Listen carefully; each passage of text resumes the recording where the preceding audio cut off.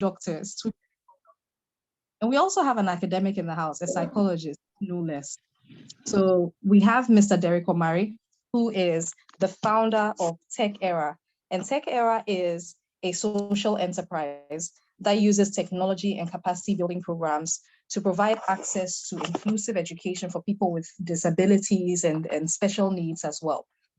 Derek himself is a very impressive individual. He's an award-winning entrepreneur and consultant, and he has received numerous awards, one of them from Her Majesty Queen Elizabeth II of blessed memory, right there at Buckingham Palace. Very impressive, right? And he's also been awarded the Ashesi Presidential Award. He has been named the most influential young African in science and technology on 2 consecutive occasions. And he has also received numerous national and international instances of recognition. So that's Derek, that's our tech guru in the house. Then medical doctors. First, we have Dr. Marilyn Marbell Wilson. And she is a, I don't know if she's trying to tempt my Ashanti roots, but she's a deep breath, neurodevelopmental pediatrician. Whew, okay. And she did her medical training at the University of Ghana Medical School. And after her housemanship, she specialized in pediatrics at the West African College of Physicians and the Ghana College of Physicians Pediatric Faculty. She then continued on to a subspecialty clinical fellowship in, again, neurodevelopmental pediatrics in University of Alberta, Canada, Glenrose. University of Alberta, Canada, Glenrose Rehabilitation Hospital. She's also one of the very few specialists in neurodevelopment in our sub-region. I didn't even know she had so much posts, and I've been calling her Dr. Marilyn by heart. Today I'll call her Doc only. And she's currently the medical director and CEO of Mission Pediatrics, a specialist children's clinic with emphasis on neurodevelopmental conditions. She works with a neuropsychological multidisciplinary team to provide diagnosis and management for children with neurodevelopmental disorders. Her specialty includes diagnosing, managing children with autism spectrum disorder, attention deficit hyperactivity,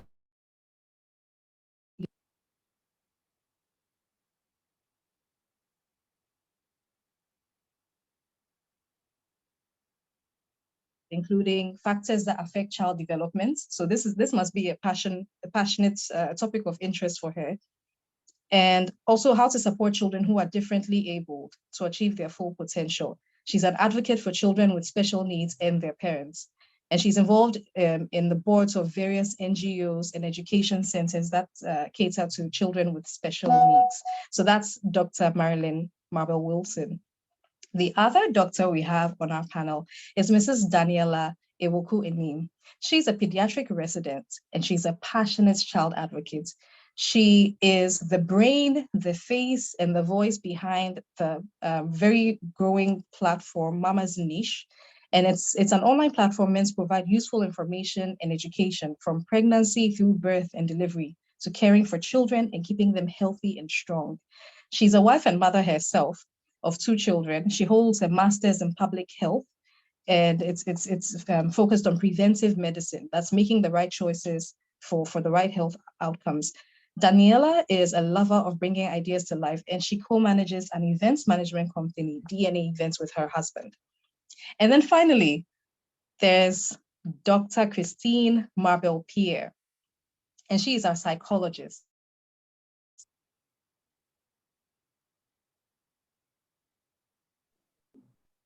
Nanaya, unfortunately, your sound has kind of gone off again. Could you kindly start Dr. Christine Marbell Pierre's introduction again? Your sound is still off, though, somehow.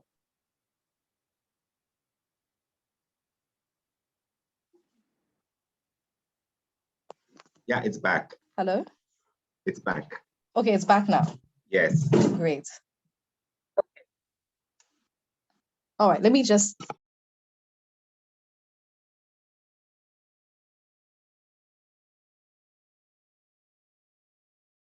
Hello, can you hear me, please? Yes, we can. Great. And where would you like me to start from? Sorry. The beginning of her introduction, please. Sorry, who's introduced? Christine. Okay, yes, okay. Please. All right, thanks. All right, so I was introducing Dr. Christine Marbel Pierre. She's a child and adolescent psychologist. She has a PhD from Clark University and a postdoc from Harvard Medical School. She has worked with families in New York, Massachusetts, and Ghana since 2007. She currently heads the psychology department at Mission Pediatrics in Kokomlimli and is the head of guidance and counseling at Ghana International School, GIS. So we have 4 people on our panel who know this topic inside out, who have engaged with it personally as well, because I know at least 3 of them are mothers. I'm not sure about Mr. Omari, but maybe he can tell us a bit more about that later. So first, Derek, Marilyn, Christine, and Daniela, welcome. Thank you so much for taking the time to do this with us. And I'm just going to ensure that everybody has enough time to present, we're going to start with Derek. He'll just share some opening thoughts about the technology landscape with us. So maybe he'll just do that in about 10 minutes, and then we'll go on to Marilyn and Daniela to give us a bit more of a medical perspective, and Christine to bring in the psychological perspective. And then Derek will come in again to maybe bring some ideas about the kinds of solutions that he works on in the tech field. So Derek, are you here with us? Are you able to unmute and begin to share with us?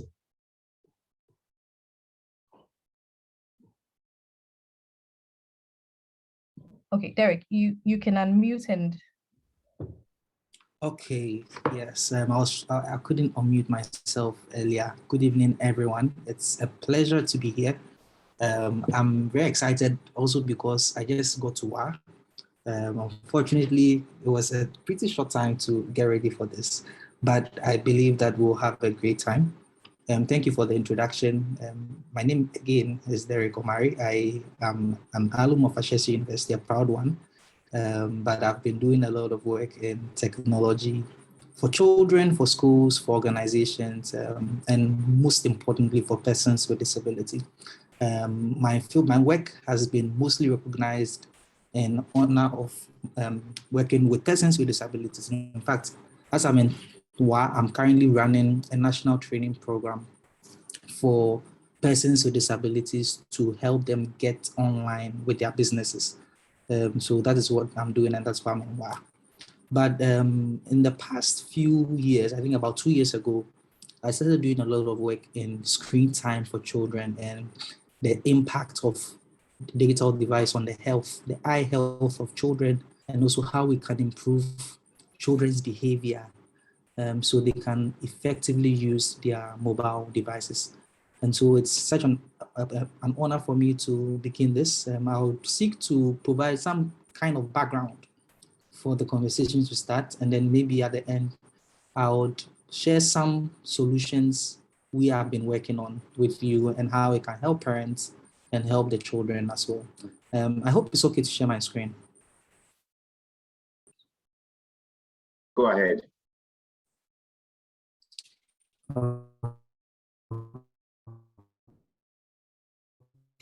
Okay. So I just quickly, okay. So Ghana, fortunately, has one of the highest mobile penetration in West Africa. It already outperforms many of its phones in Ghana compared to a ratio of its population compared to other West African countries. And what this also means is that it means that our children are going to know about mobile phones and are going to be exposed to mobile phones. And I mean, research conducted by UNICEF in 2017 states that in Ghana, averagely, children start using phones at 12 years. But I don't think this is the same for children in Accra or children who have very educated parents. I think that the age comes a little bit lower. But it's also been established that 8 in 10 children can actually access internet from the home, which is quite alarming, or perhaps good. But when COVID came in, what we realized was for children who had or were in schools that could provide digital literacy, now children sort of like have the open door, the open way to using technology and adopting technology. And so you realize that school closures, because of the strict containment measures, it meant that families are now going to rely on technology, not for only school, but now parents who are busy are trying to get the attention of their children off them with technology so that they can work. And so parents are now rather putting or pushing the tech to the children so that they can be entertained, they can do other things. But the sad thing is not all children have the necessary knowledge, skills, and resources to help themselves online, to keep themselves safe health-wise, moral-wise, from using the mobile phone. Now, what is important is that has increased massively in Ghana. It's been established by data that 7 in 10 children use a smartphone. This is before COVID, to access the internet from home, implying that most children have access to smartphones. And it's been established that children are using more smartphones than laptops, tablets, or consoles or games, because it is very easy to take, it's accessible, it's portable. Parents can easily hand it off to their children easily. They don't need any special knowledge to be able to use the device. And someone may ask, what do children basically use the device for? There are 3 key things. I mean, they may use it for other things, but 1, for learning, 2, to connect with their peers, for social relationships. And then the main thing is entertainment. A lot of children use their devices for entertainment. And children are usually excited about the ability to meet new people through the internet. So people are curious. And when children are developing, they're curious about making friends and meeting new people and all that. So they want to chat with friends, want to share jokes, pictures, videos. And sometimes they are curious. They want to know things that they don't know. And most of the times they use it for schoolwork and play games online. And I can emphasize on the games. A lot of children spend a lot of time playing games online.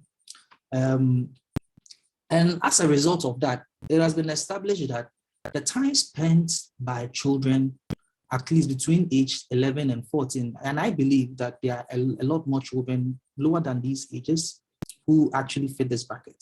It's established that these children spend an average of 9 hours a day on their phones. And that is like working 40 hours a week, looking at the phone, doing a lot of other things. And I believe that this even increased when COVID came in, and now school has to be online and parents need that and the time to work, so they have to distract their children. And for children between age 4 and 36 months, they actually spend 2 to 5 hours on their mobile devices. And this is huge. Meanwhile, children should not spend more than 2 hours a day on their devices and rather spend more time outside. This is, and I believe that most of us can say that this is almost impossible in our homes. Now, why is this concerning? And I won't, here I'm only going to give a background, and I'll come back later to talk about some technological solutions. So I'm interested in learning more on why this is alarming, why this is concerning, how it can affect the children. So I want to talk a lot about this. I'll allow our doctors to throw more light and give us more understanding why this is crucial and why this is necessary. But I'll just say that 7 in 10 children have reported seeing sexual images online. That means that for every 10 children you have, for those who use the internet, 7 out of 10 have seen sexual images online. 6 out of 10 reported having seen the images on social media sites. And 2 in 10 children reported that they have received sexual messages from someone else, whether in words, in pictures, or in videos. In the past, we did not know, and we have no idea about this. Now, what we are recognizing, WHO is recognizing that 93 or almost 94% of children exceed the 1 hour daily screen time limit recommended by WHO. So sorry if it's 1 hour. Children are rather supposed to spend 2 hours outside every day, at least 2 hours outside every day. And the WHO has given a limit that we should not let our children spend at more than an hour on their phones. But 94% of our children, and as a result of that, they become tired, they lose concentration, and it's been established that 72% of children have sleeping problems. That has been reported by their parents. So, and I think the health professionals will even throw more light on this. And then we also witness that almost 60% of children are beginning to have behavioral issues and are reported to have clinically elevated emotional behavioral difficulties by their parents. And so you realize that you have a child in school, and the child goes to school and the child is tired, the child is not able to concentrate, the child is exhibiting certain emotional patterns, and we don't understand. Screen time, excessive screen time, or as a result of lack of sleep could be the cause. And so it affects their school performance and decreases their overall well-being. Now, the sad part is that parents usually do not know what to do. It's been established by research that 8 in 10 parents usually want to know what their children are doing on the internet, but 2 in 10 never know. People, and the sad thing is 70% of parents don't even know how they can help their children use their devices safely. And so I'm really excited about this platform,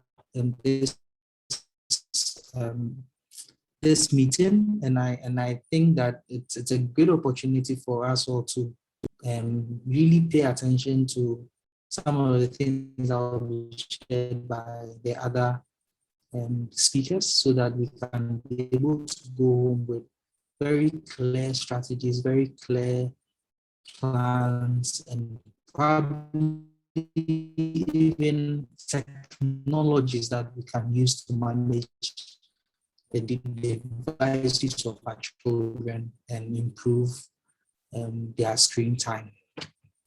So I think that I'll end here. I'll end here for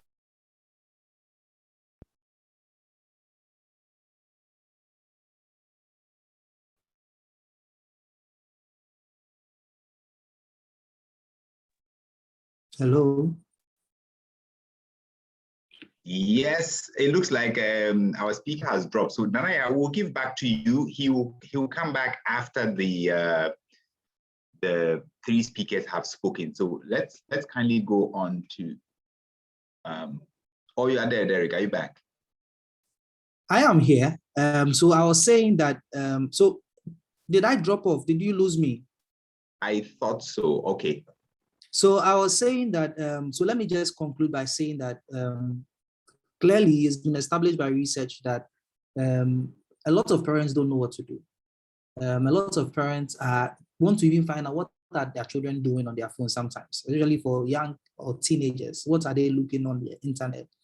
And so my conclusion was the fact that I'm happy about this meeting. And so I'm just laying the foundation for the other speakers to get deeper into the topic, and then I'll come back at the end to share what technology can be used to help manage children's behavior and help manage their screen time, so that the effects and some of the things that we are scared of as parents can be managed. But for now, it's clear that children are constantly on their phones. Device addiction is increasing. They are using it for entertainment and for other things. And it's also been reported that 8 in 10 children have seen sexual images online. And for some people, the sexual images have been sent to them. And so how do we manage that? So I'll drop off here, and then the other speakers will come on, and then I'll come back later. I hope that's okay.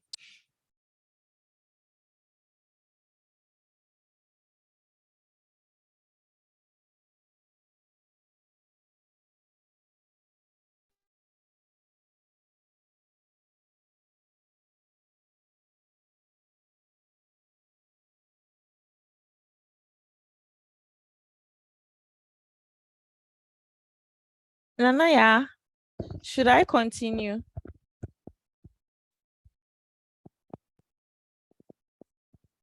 Michael.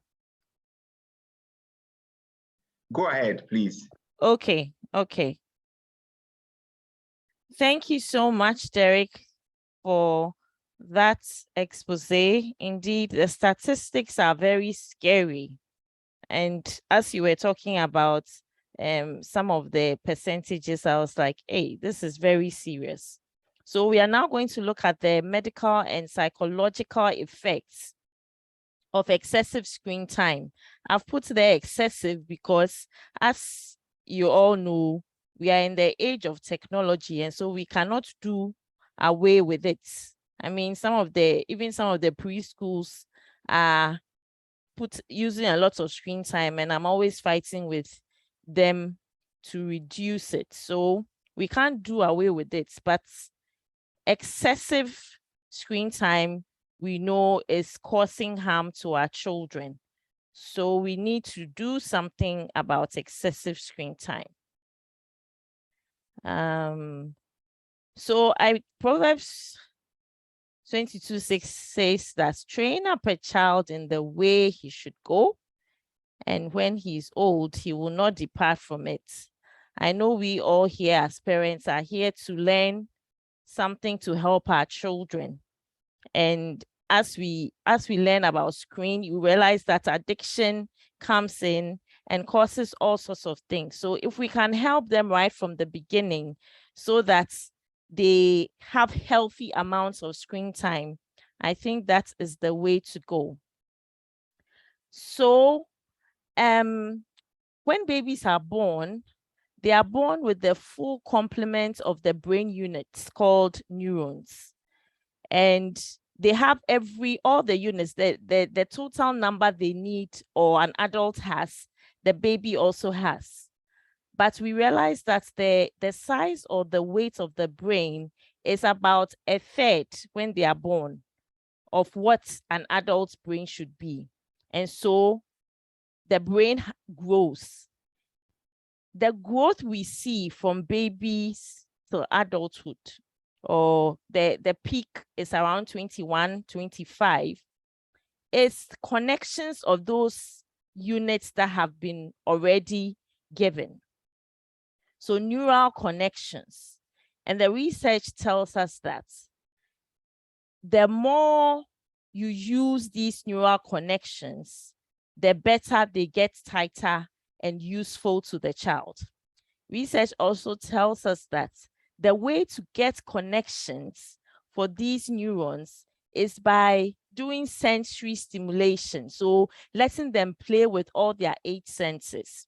And so you can imagine, if the more they are on the screen time, the less engaged they are in real time and real-time environments. Derek was saying that they need to play at least 2 hours in the environments or in the playground. So the more screen time they have, the more time is taken away from their real time. And in effect, the less sensory stimulation they get, the less brain growth they get. So this is the foundation of a lot of the things you are going to hear about what excessive screen time does to the brain. So neuroplasticity it means that if you do not get the connections going, the brain has been coded such that if they are not connecting, if certain cells are not getting connected and growing, then the brain decides, or the human body decides that, okay, it means it's not necessary. So at a certain stage of the child's life, if you haven't made those connections, they start deleting them and strengthening whatever connections have been made. So this is the foundation of brain development. So we have 8 senses: vision, our sight, our hearing. Sorry, just a minute.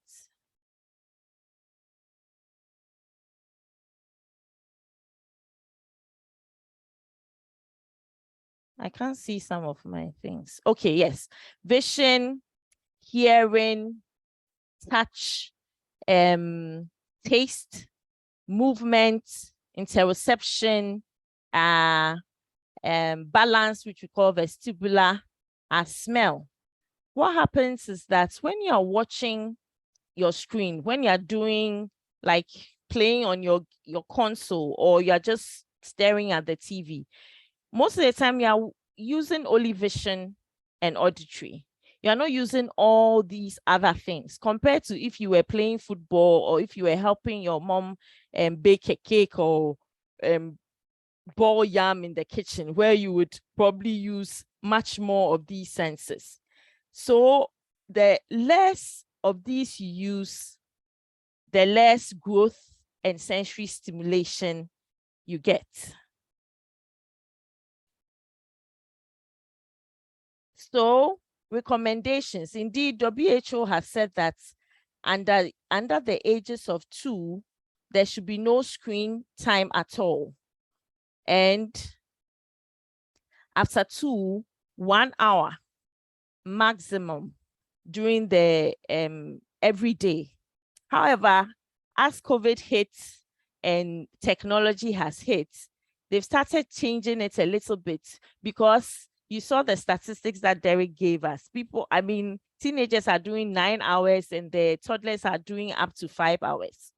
So currently, they are saying that 0 to 18 months, no screen time at all, except if it's for video chatting. You know, during the COVID, people had to do a lot of video chatting to keep up with family. So that is accepted under the 18 months.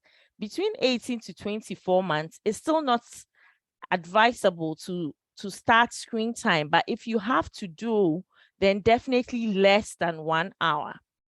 And it has to be co-viewing or co-watching.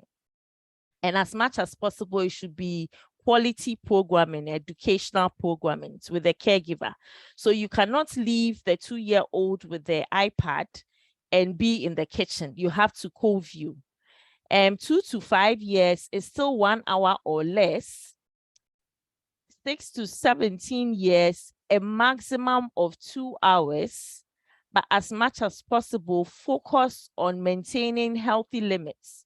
So even though they've said maximum, ideally, it should be less than 1 hour.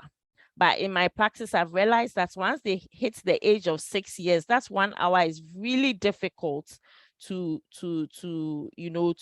do.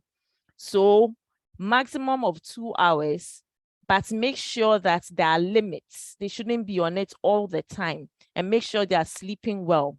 And then for the teenagers and the adults, 2 to 4 hours, but as much as possible, limit what they are doing, how much time they are spending on it, and do some free zones, screen-free zones in the family house, so that they are not always on it.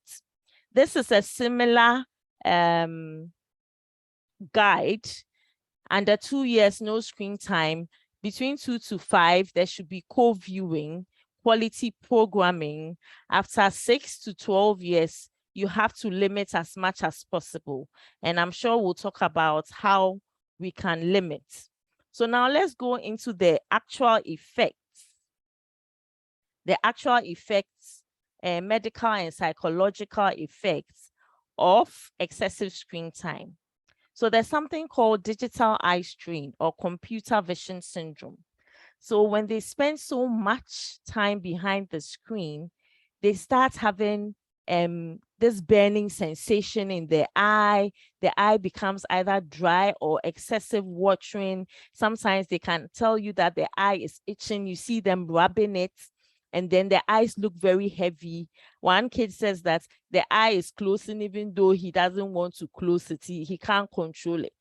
So that's digital eye strain that can happen with excessive screen time. Screen headaches, and I'm seeing this a lot in my office, where they come with headaches. We've done all sorts of tests, brain scans and everything, and it ends up that they're having too much screen time. You take away the screen time and the headaches vanish. So the headaches are typically behind the eye, sometimes in the temporal region, and then they sometimes get this soreness of the shoulder and tension in the neck neck region. They can also get blurred vision and everything. So you can get screen headaches.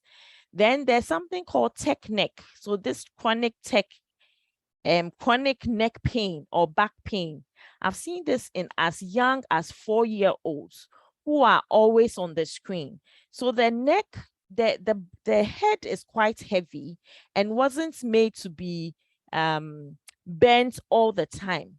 So the physiotherapist or the physical therapist will tell you that, or the occupational therapist, that's when you're using screen, the screen should be right in front of you. You're not supposed to be bending. Your back should be straight so that your spine is getting good support. But when you are this all the time, the head weighs so much on the neck, and then they start getting pain. Tech neck is a real thing. There's impaired socialization and weakened emotional judgment. So as the more hours they spend on the screen, the less time they interact with human beings. And so they do not learn the natural way of judging people's emotions, reading people's facial expressions, knowing when somebody is irritated and when you have to stop, reading the room. All these things become an issue, an impairment. So let's look a bit more in details. So this picture divides the negative effects of excessive screen time into cognitive, mental health, physical health, and then social and emotional developments. Let's take a look at some of them. So excessive screen time, excessive internet overuse, excessive gaming has been shown to actually cause rewiring of the brain. Research shows that if you're doing this a lot of the time, especially in the young ones, there's white matter changes. So white matter is the covering of the units of the brain. There's changes in it, and that leads to learning difficulties, lower grades, attention issues. Excessive screen time can also lead to sleep problems. I think Derek mentioned it. So what happens is that melatonin is the chemical in the brain that tells us when we are ready to sleep. But research tells us that that blue light that comes from behind the screen disrupts the melatonin production in your brain. And so what happens is that you have reduced melatonin, you can't fall asleep properly. And when you fall asleep, your sleep is not good. You are very restless in sleep and you get up and you are not rested. So once they have sleep issues, they get decreased sleep duration. They have increased daytime sleepiness because if they don't sleep well, they go to school and they're feeling tired and they are sleeping during the day. And the sleep itself has a poor quality. Apart from that, apart from sleep being affected, just sitting down and not moving is sedentary and then can lead to obesity, which then leads to type 2 diabetes, heart disease.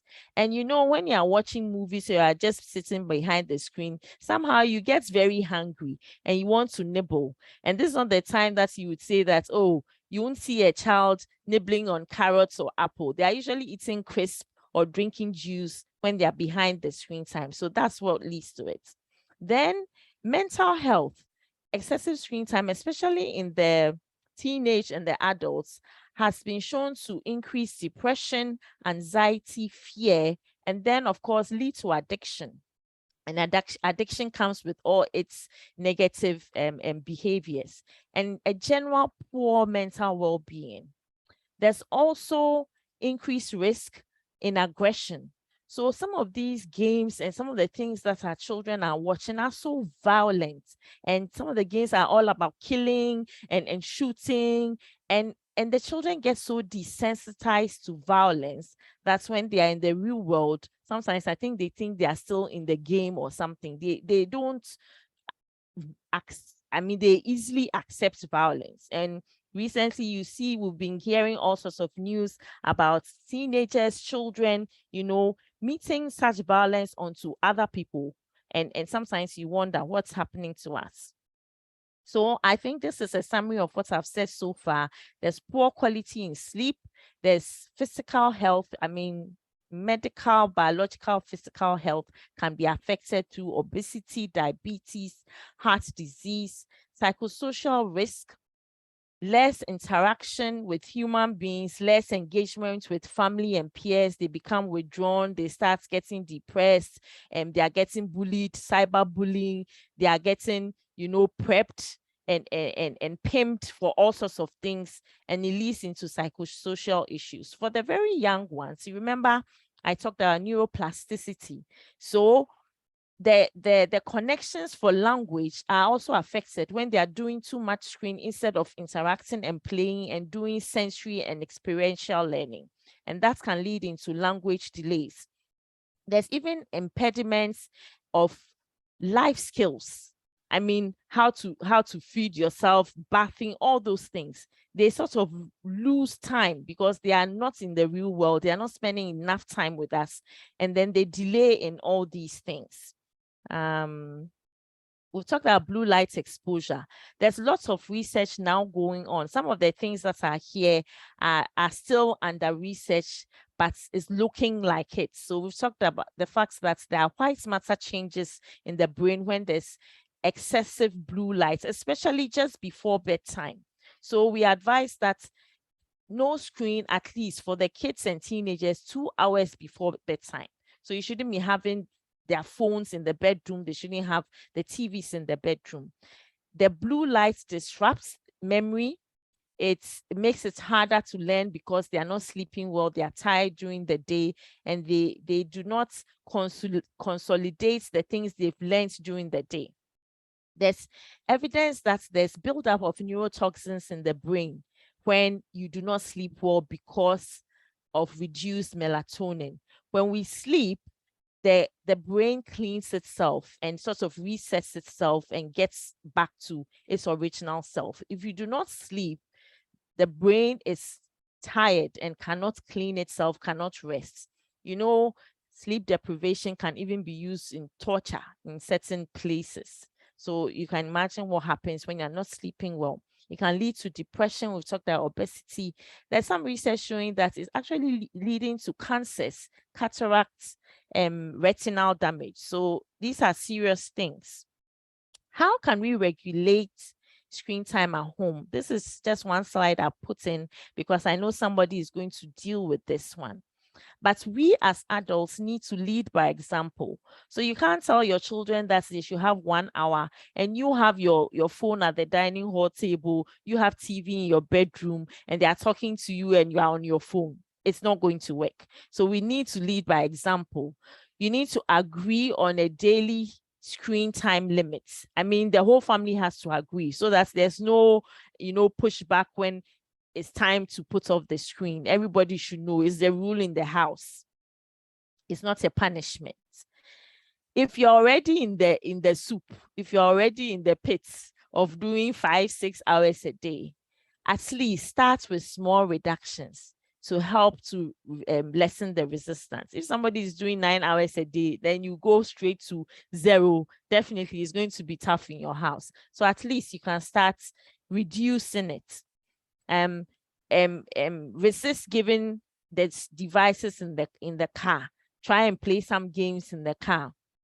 I spy with my little eyes. They are learning their vocabulary. They should talk to each other in the car. They should look around them and learn. Okay. Set tech-free zones. So maybe dining hall, no technology in the bedroom, no technology in the family room. The places that by all means they have to come. You can set some tech-free zones in those places. Use the tech tools. I'm sure Derek will help us with the tech tools and parental controls and all those things. But most importantly, try and make other activities, outdoor play, put them in extracurricular activities, invest in a compound where they can play, bicycle, etc. And managing screen addiction. I think KK is going to talk about this, so I won't talk about it. Let me jump this one. I put in this slide to help us as Christian parents. These days, when you bring up a new rule, when you're telling your children something, they will tell you why. Why are you saying we should put away the screen? Why shouldn't we do this? Why shouldn't we watch this? These are some verses I found that I thought were very helpful, that you could, you could actually have a game or a family time of writing them out in nice artistic ways and paste them all around the house, on your doorpost, in the bathroom, in the bedroom, so that they can memorize these verses as you start this journey of reducing your screen time. So Psalm 101 verse 3 says, I will not set before my eyes anything that is worthless. So whatever they are watching, they themselves, if they have this verse in their head, then they should be able to assess. I mean, let me tell this story, and my sister is here, she will attest to it. When we were younger, my dad, each time, and I'm a screen fan, I love movies, would watch me, and that time we were using the VHS, the one you put inside, and so you had to go and borrow from the library and watch, and from friends. And each time we had to watch a movie, you had to come back to him and tell him the 10 things or 5 things you learned that was good, 5 things that you learned that was not good.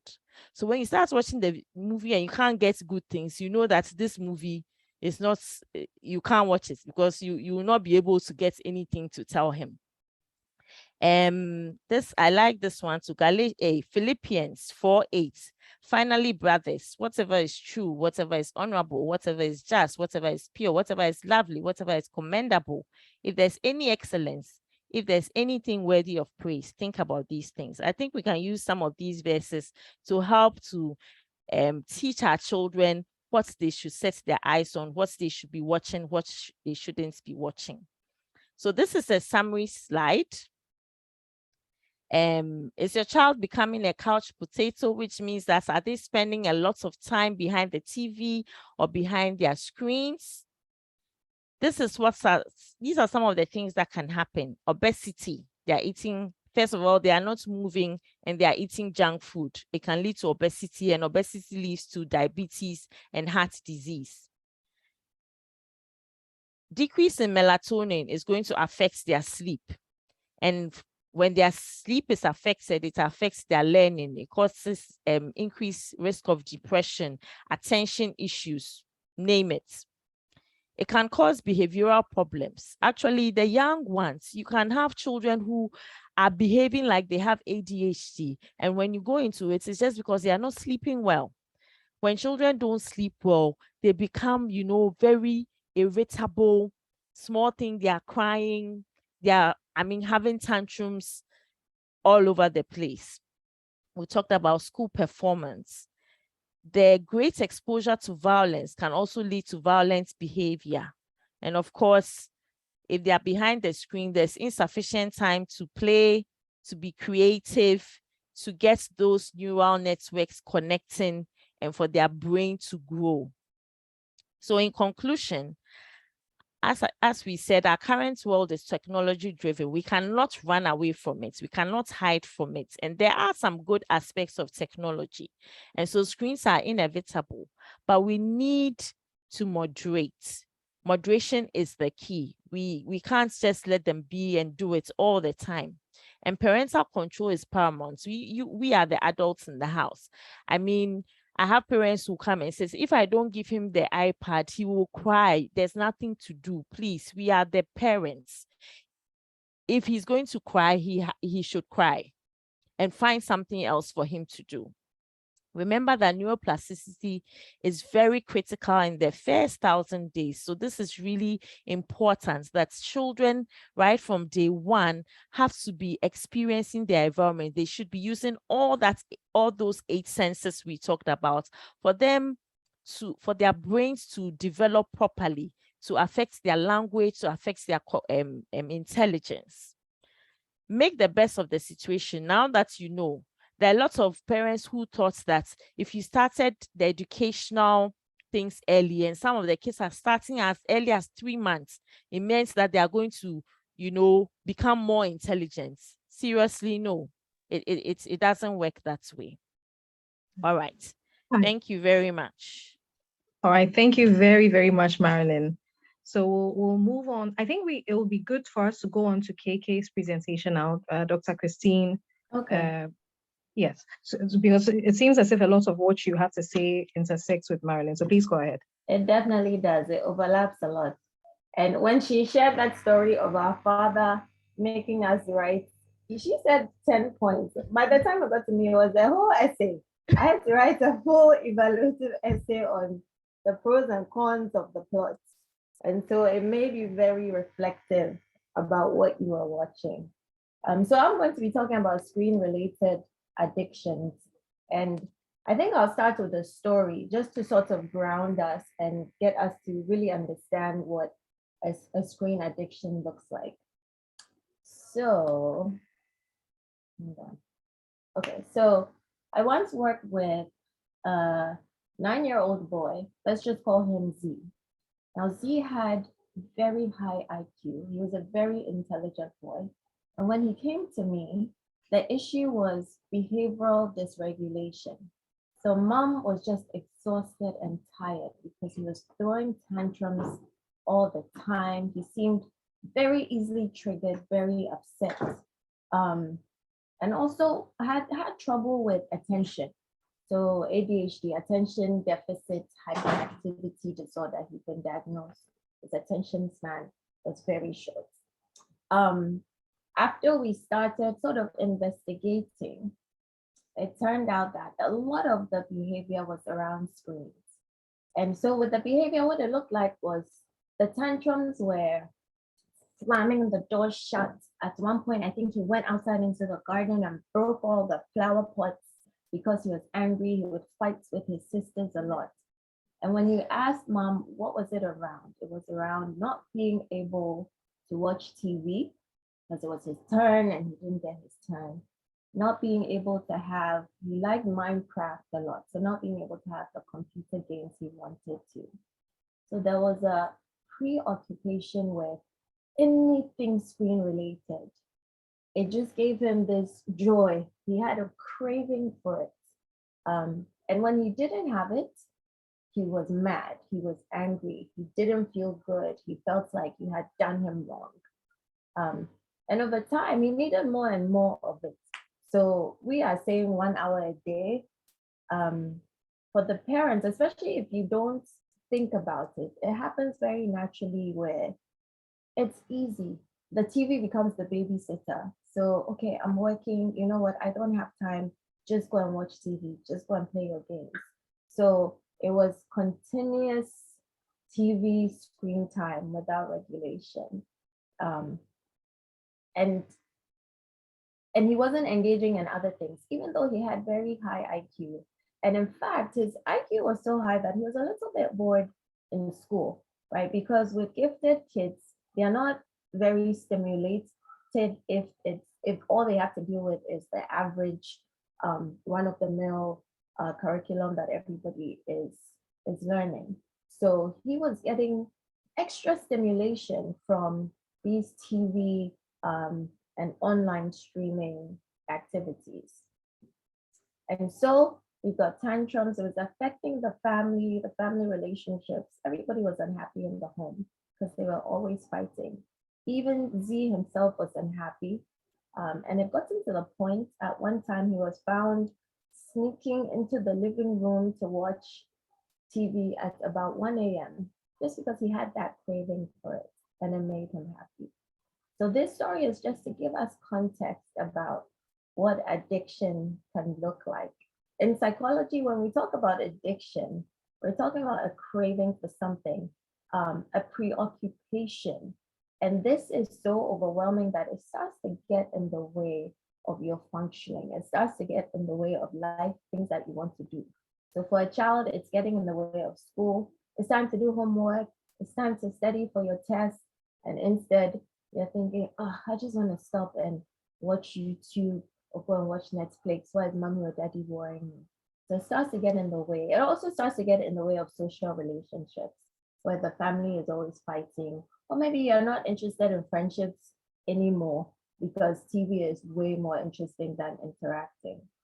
So I'm going to quickly go through these symptoms, and then we'll go through what parents can do. And a caveat to all of this, screen addiction is not an official diagnosis in the DSM. So the DSM is sort of the manual for psychologists. What currently is in the only behavioral addiction is gambling. But they have started to realize that gaming and any internet use, any screen use can be addictive. So it's in there right now since 2013, sort of for further research, because actually making something a diagnosis is a very serious issue. So they're taking their time with it. But many practitioners, myself included, have seen the very real effects of addiction to screens and everything screen related. So let's start with, how do you know when it's an addiction? Preoccupation with the activity. Similar to the case I just described, just always wanting to do it. And with screens, is anything connected. Sometimes it's social media, sometimes it's a video game, sometimes it's a computer game, sometimes it's a TV show or Netflix. It's just constant preoccupation with it. Withdrawal symptoms. So similar to any drug, alcohol, tobacco, the person starts to experience negative emotions when that thing is taken away from them. And so you may notice in a child that, okay, it's time to turn off the TV. Then they get annoyed and they start to get angry. Even when you give them 5 more minutes, okay, 3 more minutes, 1 more minute, you put it off and they're upset and they're throwing a tantrum. So that's the sadness, the irritability that comes in. Increasing tolerance. And in the next slide, I'll talk a little bit more about what happens chemically in the body. But the more the body finds that something is pleasurable, the more it wants it, the more it needs to sort of get to that level of pleasure. So you find that the child just needs more and more TV until it's constant. And they're not able to stop. They're not able to reduce the screen time. As Dr. Marilyn mentioned, they're not interested in outside activities anymore. And even though it's affecting their life, all they care is for the screen time. So that's what addiction looks like. Dr. Marilyn also already mentioned Philippians 4:8. Finally, brothers and sisters, whatever is true, whatever is noble, whatever is right, whatever is pure, lovely, admirable, if anything is excellent or praiseworthy, think about such things. So for us as parents, we really need to be thinking about what exactly is it that our children are imbibing when they are watching. Because a lot of it is not exactly pure or lovely or admirable. It's just entertainment. And the entertainment industry, they're there to make money. So they will throw everything at you. And as parents, we are the gatekeepers. We have to decide what we're going to let or expose our children to and what we want. Okay, so we talked about how you know it's addiction. I briefly mentioned what can my child become addicted to. So TV shows, and these days, especially for the streaming services like Netflix, they are designed to pull you in. So something like Netflix, even when you haven't picked a show, it'll start showing you all the possible things that you could watch. YouTube is the same way. When you go and search for something, you'll see other similar things. And sometimes it remembers your history and it will show you things related to it. So the technology, the algorithms are advanced such that they know how to get you. They're a business. And so something as small as TV shows is easy to become addicted to because you watch it, you see it, it's almost pushed in your face, especially if it's streaming. And it's so easy, especially for children whose impulses are less controlled, to just click, click, click, click, click if they are online. Then there's video games, which are more interactive. And video games, a little bit like gambling, there's this, when you play a game and maybe you don't win and you're so close to winning, then you're like, oh, if I try it again, I'm gonna get it. And so there's a natural sort of process there where you're pushing to win. You get a flood of pleasure neurotransmitters, positive vibes when you win, and then you want it to happen again. Minecraft, for some reason, Minecraft comes up all the time when I'm talking to children. It seems to be a highly addictive game. Roblox comes up as well, but a lot of the games are designed this way. Social media adds a little bit of another dimension to it, because now you're talking about connecting with other people. And so there you have a reward system where you're getting approval from others. So the likes, the hearts, the little emojis that people click to let you know that they love what you posted, or the comment that you made. It all feeds, especially for a young child, and for adolescents, especially when it starts to, your life revolves around peers and getting approval from peers and fitting in and being one with the crowd. Social media can become very addictive because you're constantly looking and searching for reassurance. So you post something on TikTok and you find that the child is constantly going back to TikTok to see how many likes they have, to see if anybody has commented. Snapchat has this feature where you have streaks. So you have to post a story every day and you have a streak. So you have people who will proudly tell you, these are young people, that they have a 600-day streak because they've been able to post a story every day. And then when that streak, so if you don't post for one day, the streak is broken. And to them, it's like you failed because suddenly 600 days goes to 0 days. So again, these social media apps have been designed so that you're constantly going back to them. You're constantly being reinforced and you want more and more. Then you've got the mobile phone. Parents, please don't give your children phones while they are young. Ideally, they should be teenagers. They will start asking early because this is the world we live in. They'll start asking by 7, 8, can I have a phone? I want to call my friend. I want to be on social media. The phone, particularly because it is mobile, it is small, you can pick it up anytime. It adds, again, another dimension. And this one, even we grown-ups know. Sometimes you do it without even thinking about it. You just pick it up and you're just scrolling. You don't even know why you picked it up or what you're checking. But again, it's that reinforcement. It's your brain is connecting the pleasures that you get from whatever app or whatever story you're reading. And it's telling you, use the phone more and more. And then there's the general internet use addiction, this idea of being connected to the world. So that when there's no internet, suddenly it's like, hey, am I in the dark ages? I don't know what's happening in the world. And that can lead to addiction as well. So what's happening? The simple explanation is the neurotransmitter called dopamine. It's what you would call a chemical messenger that lets you feel good. That's the like positive vibes neurotransmitter. So let's take anything, whether it's your child's favorite TV show or their favorite social media app. When they have that, they get these pleasurable sensations. Maybe it's connected to seeing that, oh, everybody liked my picture, or I really enjoyed this TV show, it was so good. And then the dopamine increases, you feel happy, but it doesn't last, right? Eventually it decreases.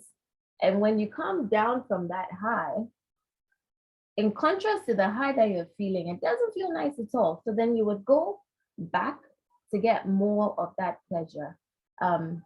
And then so what happens is a tolerance is built where you need more and more and more of whatever it is that's giving the pleasure. In this case, the TV show, the gaming, the social media, to get that same level of pleasure, you need more and more of it.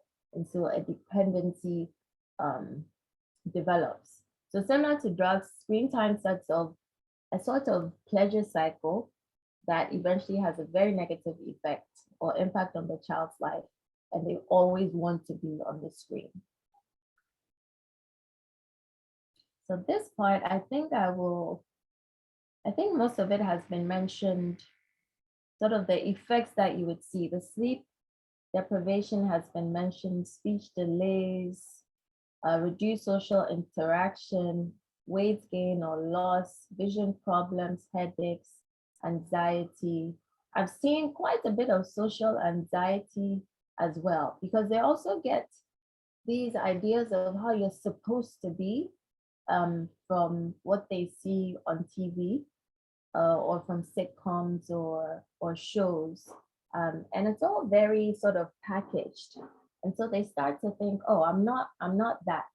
Some of it is body image issues as well, where the popular characters are always looking a certain way, you know, a certain body type, both for boys and girls. So they start to feel anxious about who they are naturally, and they start to compare themselves and feel inadequate a lot. Dishonesty happens because they're trying to feed that pleasure. So similar to the case I mentioned where he was sneaking into the living room at 2 a.m. so that he could just watch more TV. Parents tried to hide the remotes. Then he went to try and find the remotes. They ask you about it, you're lying. So you start to lie to feed the behavior. It starts to take over. And then finally, the altered brain functioning, that's been discussed. A lot of what we're seeing its effect on the attention. So maybe after this meeting, go take a look at any YouTube video or any cartoon that the children watch. You'll notice that the screen flips almost every 3 seconds. The screen changes. So what's happening is their brain isn't learning to focus for long periods, because 3 seconds. So now you've gone from 3 seconds, the scene has changed. It's constantly changing. Now you take them to school and teacher is talking. 3 seconds have passed, teacher is still talking. Nothing has changed. And so their brain is like, this is boring. And they shift focus. So it affects the frontal lobe, which is the part that deals with executive functioning, like paying attention, planning, organizing. Then you start to see the impulse control issues, where I've had stories where one child actually bit mom. You know, they took the device away and got so angry and just bit mom because he was upset and couldn't control his impulses. And then it also affects their capacity to develop compassion and empathy. So please take this very seriously. The screen is not in itself evil, but we do have to monitor it. And then finally, I think this is my final slide. Okay, 2 more slides. I have 1 more minute.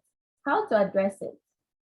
So if you realize that you've got an addiction issue in your home, first step is to help the child see the negative impact. And this may be hard, but even little children are able to have insights about it. To say that I don't like it when I fight with mommy and daddy all the time, or I don't like it when everybody is sad, or I don't like it when I lose control and I'm throwing a tantrum. So you help them see that something is wrong somewhere, and we all want to help them to fix it.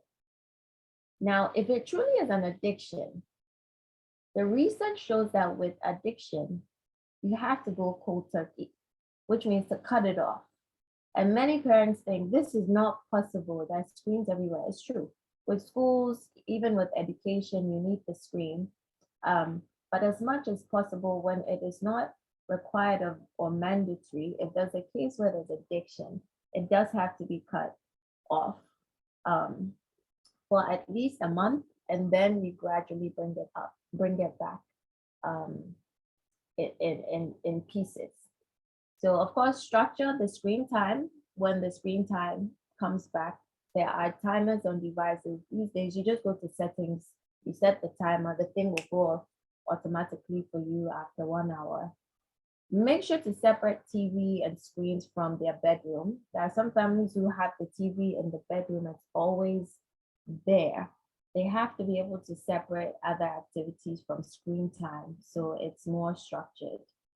Limit access to the apps they have. So whether it's a tablet or laptop or a phone, sometimes they use our phones, the little ones. There's a sandbox app where you can have them click it and it only gives them the apps that they can use. That way, as Derek mentioned, they're not getting exposed to sexual images or things that you don't want them to be exposed to.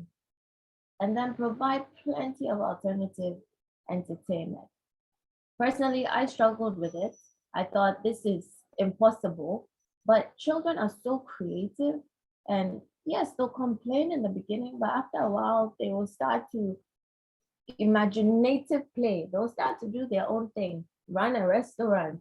Hey, we're doing a play, we're acting. Okay, they will get to it. There are books, there are crossword puzzles. A lot of the trouble we have is when we are in a waiting room or somewhere and we don't want the child to be loud, so we just give them the phone, they'll be quiet. But you can use other things, crossword puzzles, Sudoku, coloring, mandala, making designs. There are alternatives. If you work hard enough, you will find a way. And then make the non-screen time rewarding. And for a lot of children, the most rewarding thing is spending time with you, so that your face is not in a screen, their face is not in a screen. And they get to be with mom or dad and spend time with you. So these are some ways. I won't go through this slide because it's all been said already in terms of the number of hours or amount of time that children should be on the screen. But in conclusion, I know it may start to sound like screens are evil, but devices or gadgets are not bad per se. They're useful. They're essential tools for communicating, research, learning, and 21st century. But so parents, please allow your children to manipulate these tools, but balance is the key word. So let's try to find that balance between helping them to be able to use 21st century resources and technology, but not letting those resources master them. All right, and that's all from me.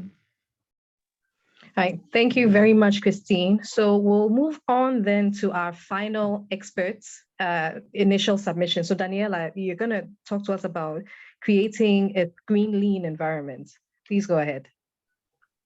Okay, hi everyone, good evening.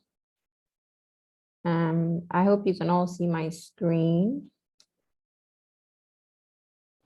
Please, can you hear me?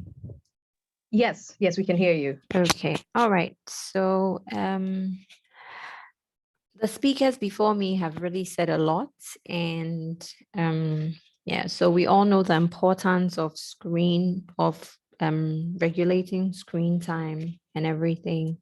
So I'm just going to briefly speak about the screen lean environment. Some of the things have been said. I'm also going to share my personal experience based on what I had learned before I had my children. So we're talking about a screen lean environment. What is a screen lean environment? Basically, what I think a screen lean environment is, or what it is said to be, is a screen time regulated environment. So putting in structures in place that will enable you as a parent regulate screen time, that will allow the children know their stipulated screen time, and that will also allow them to regulate their screen time, because that is actually very possible. When the children have learned with time that they cannot always get the screen and they have the screen time at specific times, they tend to self-regulate. Because Daniela, sorry to interrupt. Can you try sharing your screen again? It's not appearing properly. Oh, I'm sorry. Just a second, please. Okay. All right. Please, can you see it? Yes, it has Okay. appeared. All right. Now. Thank Sure. you. You're welcome. So yes, so I was saying, being able to offer your children the chance to also regulate their screen time, because that's extremely important. Children thrive on structure. And after some time, when they have learned to do things a certain way, just like you can regulate their bedtime, they also learn to regulate their screen time. And then also setting limits when you notice that the screen time may be too much for them. Okay. So why is this screen time important? I'm speaking to a group of Christians, so I want to attack this from the Christian point. Most importantly, it is that we have to be intentional about giving our children the best, because we're holding them for God in essence. So giving them the best includes a lot of things, and we strive to give them the best schools, we strive to give them the best foods. So this is also really important, especially for their neurodevelopment.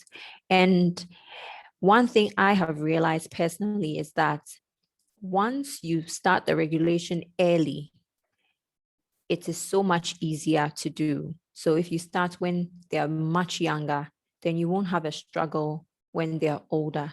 It doesn't mean that it's too late to start. It is definitely possible to start at any point in time. Okay, so how do you do this?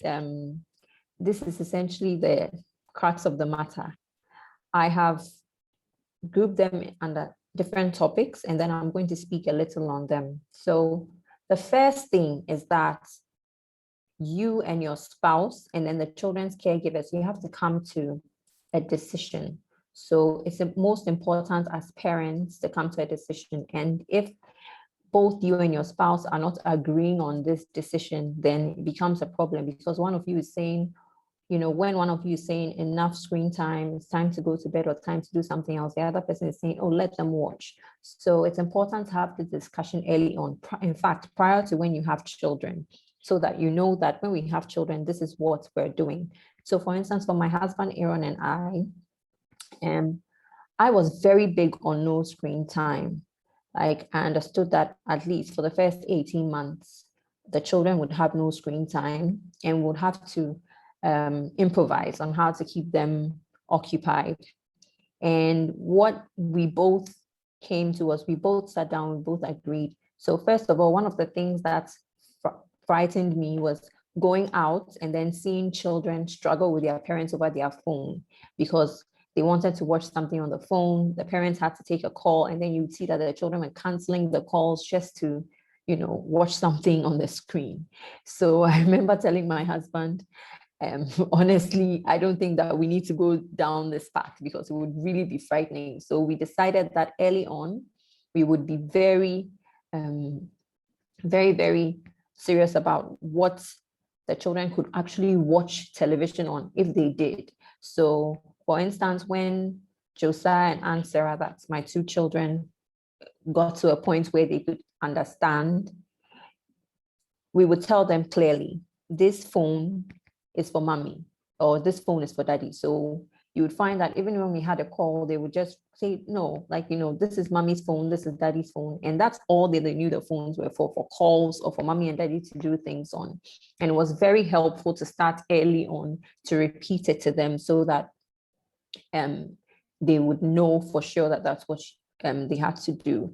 And sometimes you and your spouse agree, but you have extended family, you have caregivers, you take your children to their grandparents' place, or you leave them with a nanny, and unfortunately, they have other plans. But we found that it's also important to repeat it to them, because after you say it for a while and they know that you're both in agreement, they tend to follow, or they tend to try their best to at least do it. So I told my mother, maybe 2 hours for Josiah.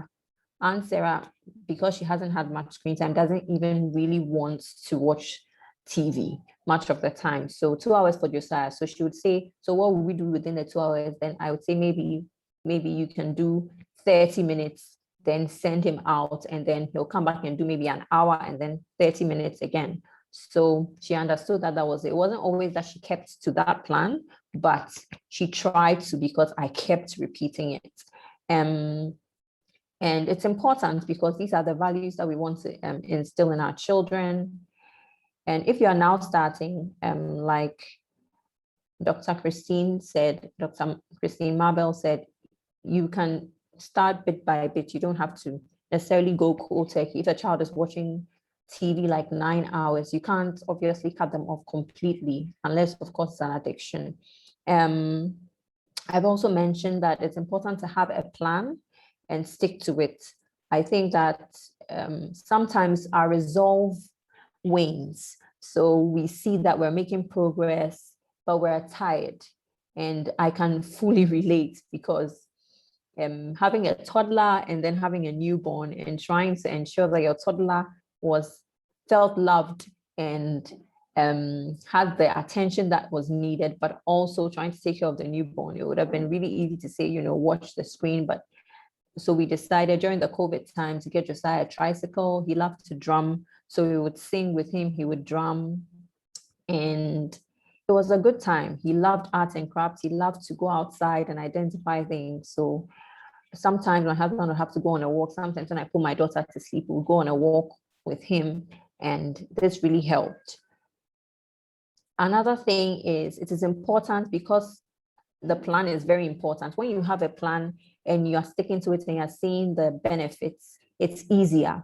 So for instance, you can decide, during the newborn period, or during the time that they become infants, after about 2 months, what do you do to keep them occupied? Are you going to read to them? Are you going to take them out on long walks? When they become infants and they are interested, usually people start to give their children screens at about 4 months, when they start becoming active. What are you going to do then? Give them a space to move around, give them toys, talk to them, sing with them. They really do love to hear our voices. They love to spend time with you. That's really the most important thing. And if possible, if you want to even introduce them to a screen, you can do like a recording where you're reading or you're singing to them, and have them watch it for like a few minutes or seconds.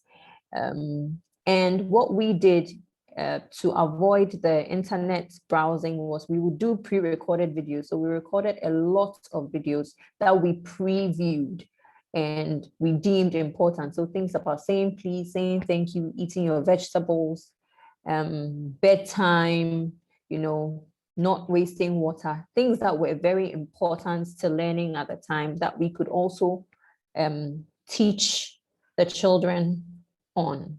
So this was really helpful. And it's important to keep going. Don't be discouraged if you skip one day. If one day they watch too much TV, in your opinion, it doesn't mean that you should give up. It just means that you should keep going, because Rome wasn't built in a day. So definitely we have to encourage ourselves and we have to keep going.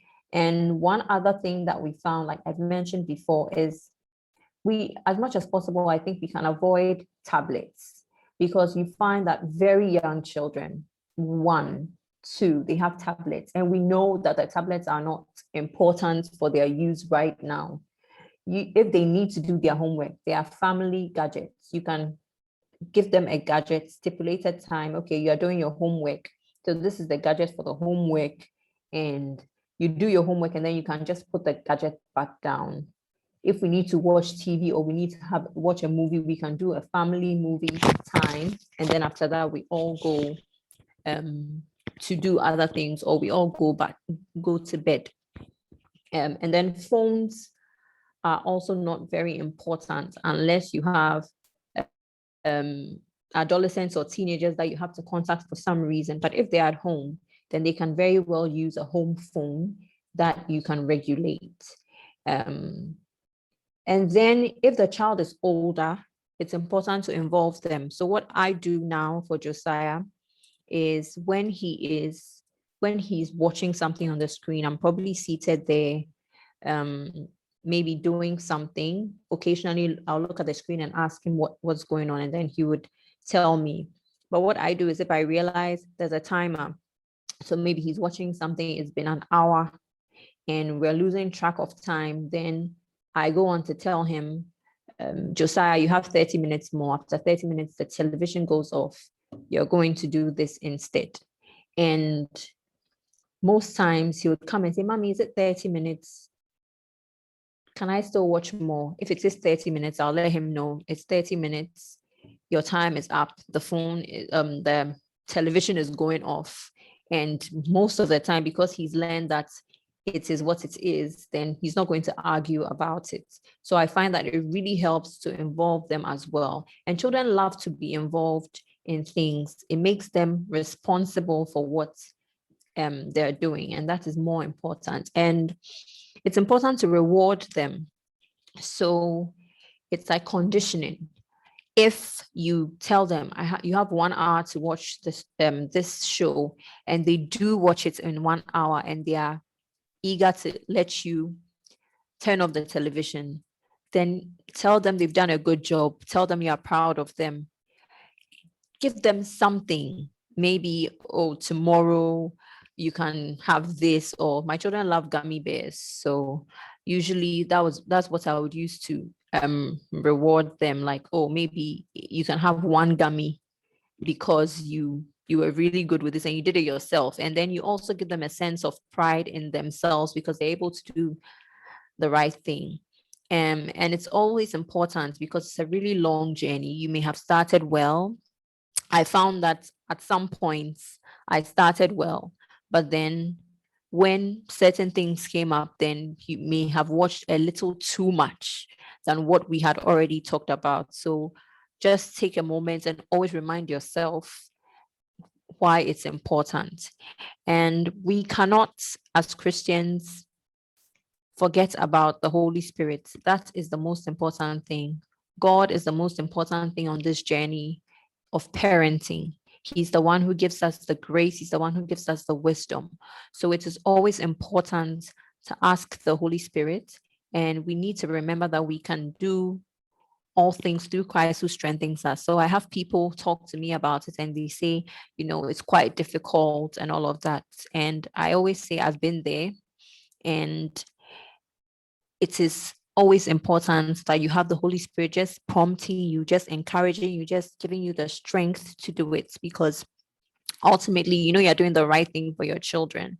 You're giving them the right foundation for the future. And I also want to say finally that it is not too late. Sometimes you may feel like it is too late because, maybe your child is 6, 7, maybe even 10, maybe even 12. So people find it really strange that there are children who don't fight with their parents over the phone. There are children who understand that the screen time is over and they walk away. And there are children who know to say, I think I've watched too much TV. My eyes are hurting, and they get up and they walk off. But there are children like that. And it's just about perseverance. It's about trusting God to give you that grace. And it's about starting now. So don't put it off because you haven't started early before, or don't put it off because you think it will be difficult. It gets easier as you do it. So there's a saying that says the journey of 1,000 miles begins with 1 step. So your step is now. And as Dr. Marble said, train up a child the way he should go, and when he grows, he will not depart from it. The things that we want our children to have, the things that we want, the people that we want them to be, it starts now. And this is really important to that development. This is a little poster I saw. For older children, you can hang it up at home. You have screen time rules for the home. Don't ask unless you've completed your Bible verse, which is primary in our home, your morning chores, 20 minutes by yourself, play or craft. I mean, you can put as much time as you need to put for your household. This can be, it can be put together for specific households. Workbox, journal or coloring, played outside for 20 minutes. And you can always refer your children to them when they seem to not understand. And let's just always encourage them that they can do it. Sometimes they feel like it's impossible because they've been doing it for so long, but they can do it and we can do it. God bless you.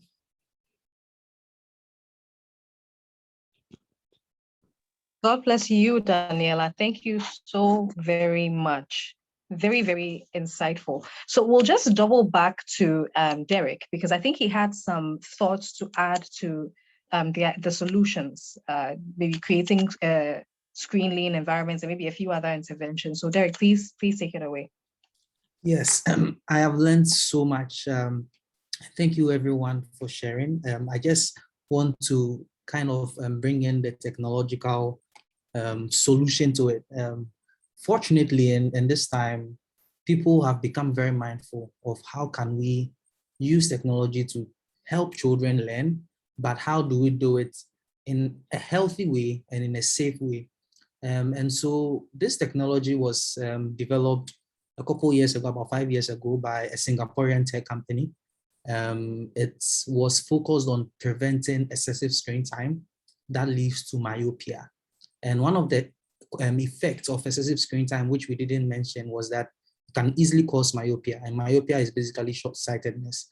So at some point, the child will start complaining about not being able to see the board or the classroom or the teacher, because they need to get close to the teacher to be able to see, which is usually as a result of excessive screen time and other factors. But it's been established that excessive screen time can lead to that.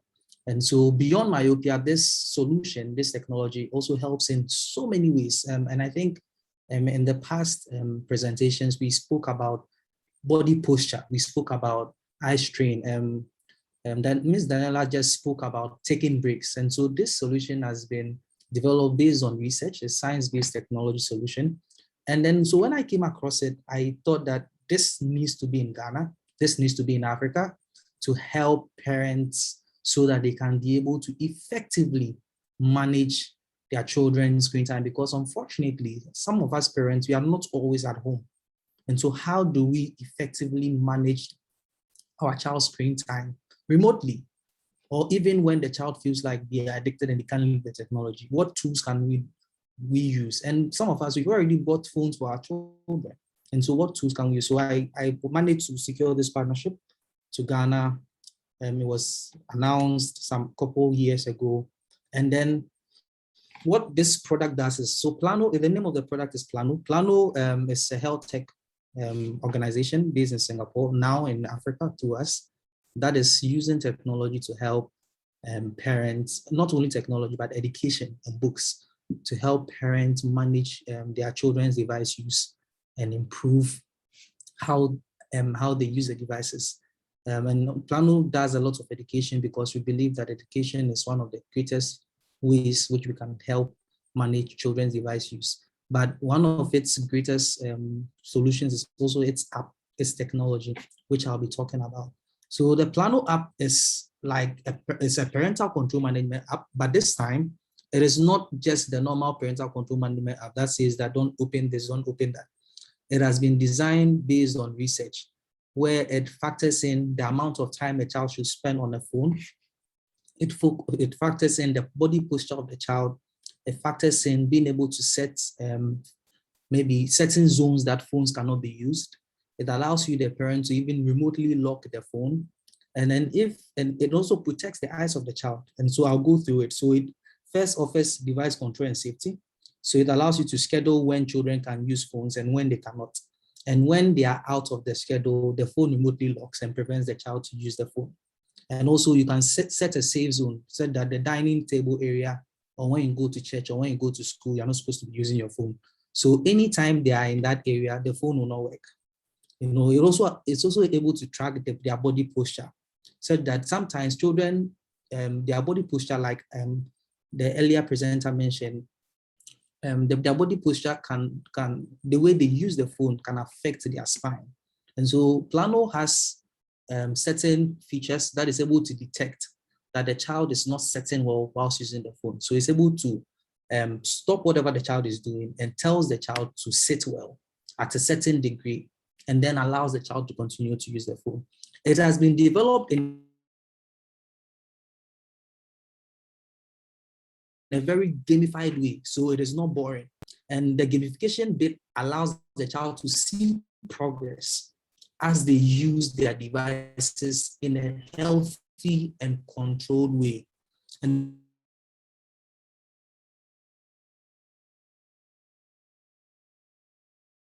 this is WHO certified, has been reviewed, and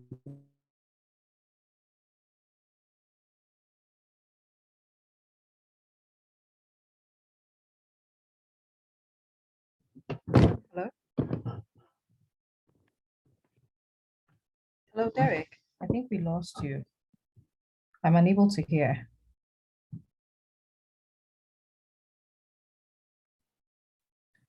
Hello, Derek, are you there?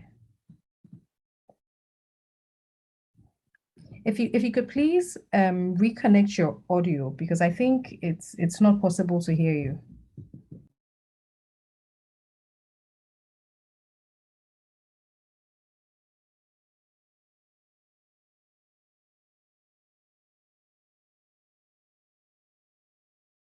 Okay, it looks like we've lost Derek for a second there, so we'll just hang on for just a quick minute. We try and he tries to reestablish his connection. I'm sure he'll be with us shortly. Yes, Okay, then, sorry. please go My ahead. internet just went away. So I was saying that for parents, you want to know how, you want to be able to improve the behavior of the child. So sometimes taking the phone too close to the eyes can affect their eyes. And so Plano helps to determine that, okay, the phone is too close to your eyes, take it back a bit before it allows the child to use their phone. And anytime that happens, it sends you alerts. And when children are able to effectively learn to manage how close or how far they take their phones away from their eyes, Plano is able to reward them with points. Plano stops children every 30 minutes from continually using their phone. So every 30 minutes, it tells them to take a break and then get back to it again. And also after every 2 hours, Plano stops them and allows them to go out of the house or take some break outside. And I'll quickly go through this. There are so many features. In fact, when a child uses spectacles and they are supposed to be wearing their spectacles, Plano is able to detect whether the child has their spectacle on or off. And if they don't have their spectacle on, it's able to tell the child to put on the spectacle before using the device and their devices. And so it works in this way. It has the parent app and the child's app. When you download Plano, you can download on both phones. And then, hi Derek, could you please enlarge your screen? I think it's difficult for us to see your slides properly. So if you could please give us a your slides. All right, sorry, thank you. So Plano has the parent app and the child view app or the child mood app. So once you download it, I'll share the links in a bit. Once you download the app, you are able to also change the view. So you download one on your phone, you download one on the child's phone, or it can be on one phone. And then you can, when the child is about to use the phone, you turn on the child mode. And that is what allows all these features to occur for the child whilst they are using the phone. Maybe before let me just share everything so that, sorry, 1 minute. Let me just share the links. So there is a video and the app links for Play Store and then Apple Store that we have made available in Ghana that you can have access to. And then whilst you take a look at it, I'll just run through quickly some of the key features that as a parent you can be able to have access to. Sorry. Okay, so face to screen distance, I've spoken about it. Eye breaks, so every 30 minutes, Plano is able to automatically for Android users, and I think even for iOS users, stop the child from using the phone. It's like a cartoon comes up and tells them to take a short break, a 2-minute forced break so that they can blink. It helps to prevent eye strain and it helps to prevent myopia. And the body posture, as I mentioned, and sometimes the child, when the phone is held flat, the phone is able to, Plano is able to detect that and is able to alert the child. And anytime this happens, as a parent, you are sent a notification and the spectacle compliance as well. And also, we spoke about blue light filter. So once a child is using their phone and and an ambient light or blue light is detected less than a certain degree, an overlay filter will trigger to prevent that blue light that sort of like prevents the child from having good sleep. And there are all these settings that you can be able to make available. So you can block apps, you can remotely lock. So for example, the child is not eating their food and they are always on their phone. You can just lock the phone and then they will not be able to do anything at all. And then the good thing about Plano is it has a point system. So Plano works in an ecosystem where the idea is that we want children to spend more time outside. So we partner with a lot of vendors who provide child play activities, go out painting, all those things. And then as the children continue to adhere to some of the recommendations that the app gives to them, like taking break every 30 minutes, ensuring that you spend 2 hours outdoor, ensuring that you have your spectacles on, ensuring that you do not use a device when your parents have said the no device use, and parents being able to remotely lock the device. When that happens, as the child is using, as I mentioned, is gamified. The child is able to collect points, which in the future, when accumulated, can be able to use to get discounts to some of these outdoor play activities that can sort of like encourage children to spend less time on their phone. So they see that they are collecting points when like they stop after 30 minutes, they go outside and they follow some of these things that prevent them from excessively using their phones. And that is the Plano shop. So when they go on the Plano shop, at the moment, we don't have vendors in Ghana. So one of the things we want to do is we want to get parents to use the app, and then we can make a case for vendors to come on so that they can provide discounts through using the points to children so that children can adopt good behaviors. And then we also have the Plano eye check. One thing we've realized is that a lot of parents never take their children for eye checks. And with the alerts that the application is able to give parents, the application is also able to let parents know when they have to go for eye checks. And so in future, one of the things we want to do is to ensure that eye clinics, eye centers are listed on Plano app so that you can easily book appointments in a minute or 2 minutes, so that every probably within a certain period, the app automatically reminds you based on also the alerts that it receives from the child to let you know that as a parent that take your child for eye check or do this at this time. And so I think that this is a technological solution that is based on research, that is based on a lot of the things we've shared, that helps to manage the child's device use. And one of the things that we also do is we run a lot of educational programs for schools on eye health. So we have a story that we have created. It's originally printed in books that we share on eye health, the parts of the eye, the effects of excessive screen time, and the story is culturally based. So it tells a story of how children, when you spend a lot of time on the screen, can affect your eyes and can get you logged or can get you kidnapped. It's very, very interesting that we offer to schools. We even have a partnership with the Ghana National Association of Private Schools, and we are yet to roll out to begin some of these trainings in schools. I'm very happy to do that for anyone, in your school, so that the children can be educated, and also parents can be educated about some of these tools. But of course, this meeting, our speakers have shared so much practical things that we can do. This is just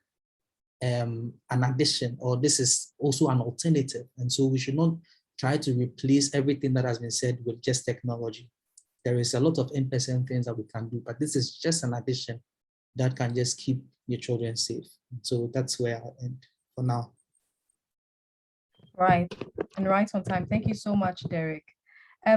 Just a quick one. So someone, I'm sure you mentioned it, but someone wanted you to clarify. Is Plano usable on tablets?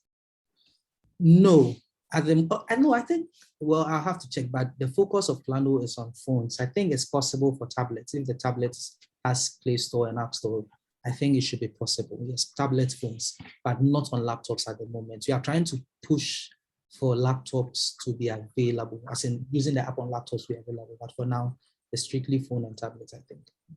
Okay, great. Thank you. So, I mean, we've heard more than our ears can take, actually. So there has been lots of really, in a sense, mind-boggling stuff, because like I said, some of this stuff we've heard before, but you know, when you feel like you're a parent and you're facing these things head on, it's as if the doctors are just talking English, right? But then hearing it presented in this way, and now, I mean, I think at least a few years into this whole technology revolution, I think some of us, even as adults, are beginning to feel the effects of exposure and overexposure to screens, right? With our eyes, sleep patterns, and so on. So thank you all so much, Derek, Daniela, Marilyn, and Christine. So we're going to open up for questions now. And I think what we'll do is, if you have a question, you can raise your hand. Oh, wow, okay. There's already one hand up already.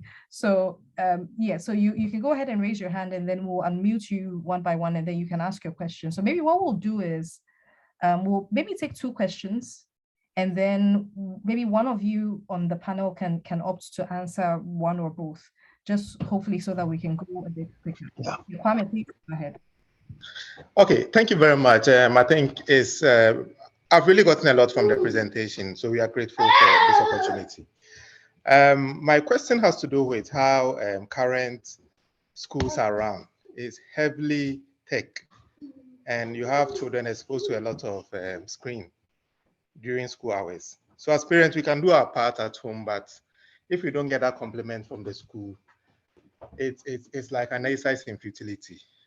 So if this issues that you brought about is, as you said, is backed by science, can there be some strong advocacy so that we can ensure that maybe there's a legal framework that prevents schools from, putting so much emphasis on screen time, particularly looking at all the challenges associated with it.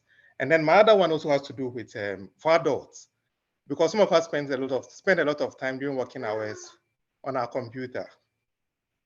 So what is the best way out of it? You have secretaries in offices who have to sit behind a computer throughout the day, and that is the nature of their job. So for people in those circumstances, how best can they manage this issue, particularly looking at the negative impacts of screen? Thank you. Right, thank you very much, Kwame. We'll take Selena's question as well, and then we'll go to our panelists.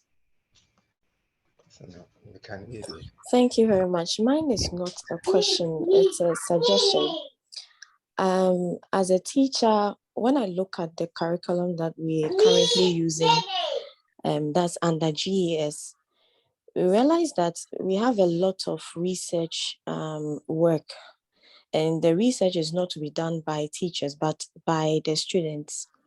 And I'm talking about as young as primary 3, the curriculum demands that the children will do some research and on project works and present in the classrooms. And, we live in a country where we don't have a lot of libraries. We don't have a lot of museums and art centers where the children can go and do research away from technology. So they basically do all their research online.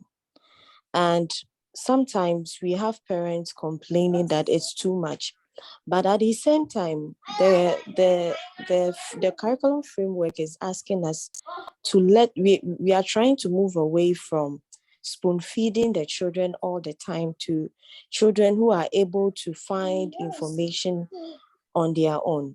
I like the question that Kwame asked, the advocacy.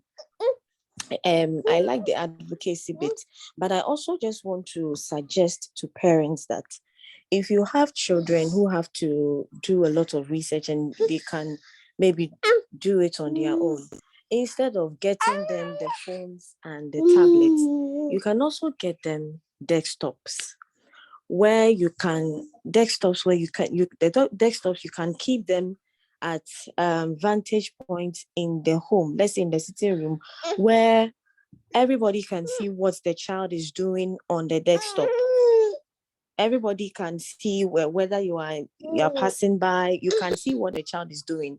But if you get the child the phone or the tablet and it's in the child's room, you don't know what the child is doing. They can tell you, I'm doing research. You can't stop them, or you can't tell them that you don't do your research, then how are they going to do their homework?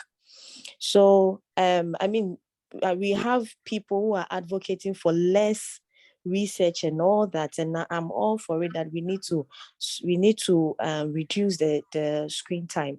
But I also want to suggest to parents that get them desktop instead of phones, instead of tablets and laptops, and put the desktops in places where you can easily see what they are doing on the desktops. Thank you. Thank you so much, Selena. So the first question was about schools and screen time. And I know that Christine does some work with GIS, so maybe we'll throw this to you first. And there's a follow-up comment in the chat box. It says, this is from Nabake Ama. And she says, is it not possible that schools rather are finding it convenient to use tech instead of engaging the children in activities? So I guess it will tie into the question of school. So maybe Christine can begin with that. And then the other issue of adults, prevention of even adults, right, of addiction to screen time. So maybe we'll throw that open and see which panelists would like to take that. So Christine, please start. Thank you, Nanaya. So these are very good questions, and they are gritty, issues that we're dealing with. But before I go into some of the answers, let's just keep in mind that some of the skills they're learning, they do need it for the work world, right? So that developing critical thinking and being able to do research and use technology, they eventually will need to do it. Picture a child who doesn't know how to research. They're going to have trouble in the work world. So let's think more specifically about the issues that we've discussed that screen time affects. So something like the back pain or the eye issue. So back pain, there are places where, not in schools yet, I'll admit, but there are offices, for instance, that will encourage standing desks, or those balls. So instead of sitting on a chair, they sit on the occupational therapists will explain it better. But they're ergonomic balls that you sit on, and it has a better effect on your back. You may want to consider kind of thinking about something like that for your home, for your child, or having them take breaks in between. So for instance, if they have a project, like a science project, they have to do research, time manage, right? So that it's not last minute, now they're sitting behind the screen for 2 hours. If they do 30 minutes, 30 minutes, 30 minutes over the week or 2 weeks, it helps. I also want to add that looking at words on a screen is a different effect on the brain from like watching videos that are constantly switching all the time. So some of the effects that we worry about on the brain with videos, you don't have those effects if they are reading. Then you have a lot of devices will have blue light filters. And I admit, I didn't know about this till about 4 years ago, where you go to the settings and you just put on the blue light filter and it changes the screen. So it's a bit more sepia, and that helps with the effect we talked about that blue light has in terms of reducing melatonin secretion so the child doesn't feel sleepy and they put on the brain. Parent advocacy, please advocate for your child if you feel that it is too much. I've known of parents who, at least one parent who their child had an addiction problem. So she went to the school and said, I know everybody's using Google Classroom. For my child specifically, can you just print it out so that they do the handwritten work? And the school was willing to accommodate her. So if you feel that your child specifically needs something more, definitely advocate for them. Great. Nanaya, can I add something just quickly? I want to emphasize that all these things we've been talking about, the recommendations we were making, is for recreational screen time. So the 1 hour is recreational. It's not talking about research for homework or being in the ICT lab. So we are talking about gaming, sitting behind Netflix and doing Xbox and things like that. So if they have more research, it means they have to do less Netflix and have less gaming. Right. Yeah. Thank you. And Marilyn, maybe can you follow up with the issue of how we even as adults can help ourselves to break off our screen time or break off the addiction? Yeah. As well. I think the strategies we talked about, even for the children, also apply to the adults. See, Nanaya asking pediatrician about adults, but the breaks are also important. I know I've read about the fact that those who work with a computer, they're supposed to take screen breaks. So you're supposed to get up after if it's 1 hour or 30 minutes, and go and drink water, go to the bathroom, rest your eyes, do something. Then, of course, you can also get hooked on TikTok or on YouTube if you know you spend 8 hours in the office behind the screen. You will also have to sacrifice things like that. Right. Thank you so much, Marilyn. Okay, so we'll take 2 more questions. We've had 2 people who have had their hands up for a while. So What has a question. Can we unmuted? While we are waiting, question in my Bright is right. Yeah, thank you. Yeah, Nanaya. Good evening, everyone, and thank you for this wonderful opportunity to listen to all these great minds. I had 2 questions, and fortunately, one had already been asked by, I think, Nana Kwame, concerning how schools can also maximize and make technology use a wise venture in school. So my second question goes to Derek. I wanted to find out if the Plano app is open source or it's a paid app. So that's the question I have. Thank you. Thanks. And let me piggyback off your question, because I have a Plano question in my inbox, and it says, will it be advisable?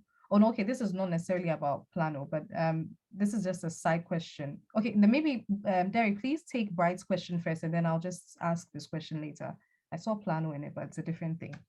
Okay, thank you, Bright. So at the moment, Plano is very, very free. There is a level of subscription that is available for parents who want to have a full report, a full science-based report on their children's device use and the alerts and all the issues. But at the moment, every part of the app is free. In fact, we have advocated to eliminate the subscription app like entirely. So I can confidently say that there won't be any restrictions. There are no later pay plans or anything in future. So at the moment, the app, especially for Africa, is going to be made free if it has already not been made free. But what I know is that even in Singapore and other parts of Asia, the only thing parents pay for was the science-based reports.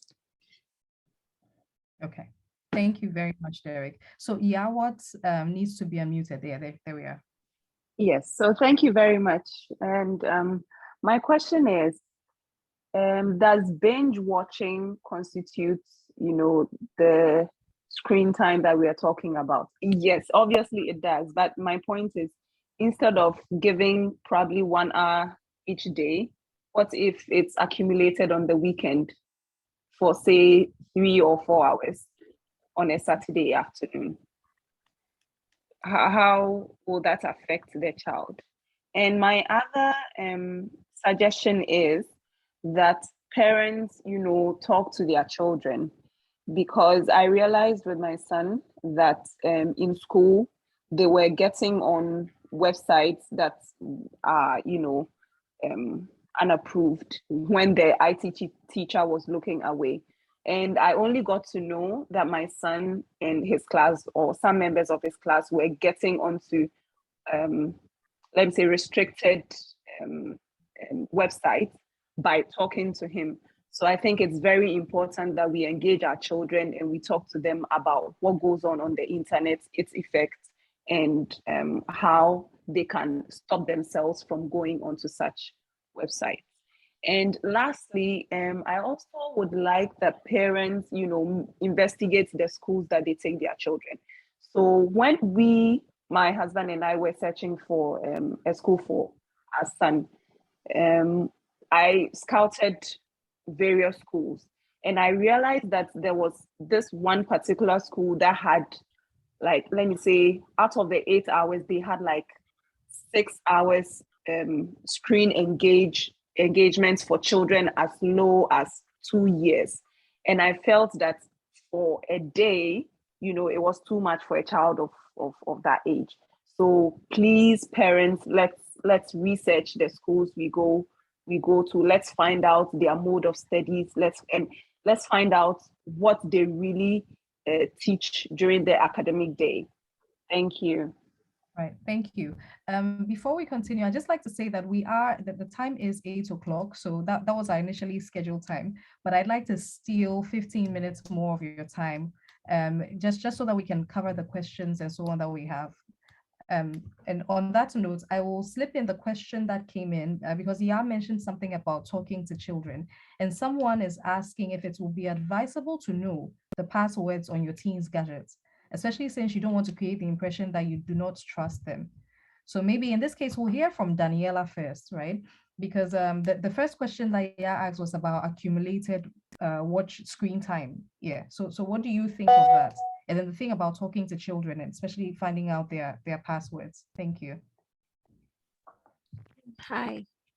Okay, so I think that with the accumulated screen time, it's not as bad as maybe several hours in the week, accumulating for about, let's say if they're doing 3 hours in the week, then they're like every day in the week, then they're getting about 15 hours.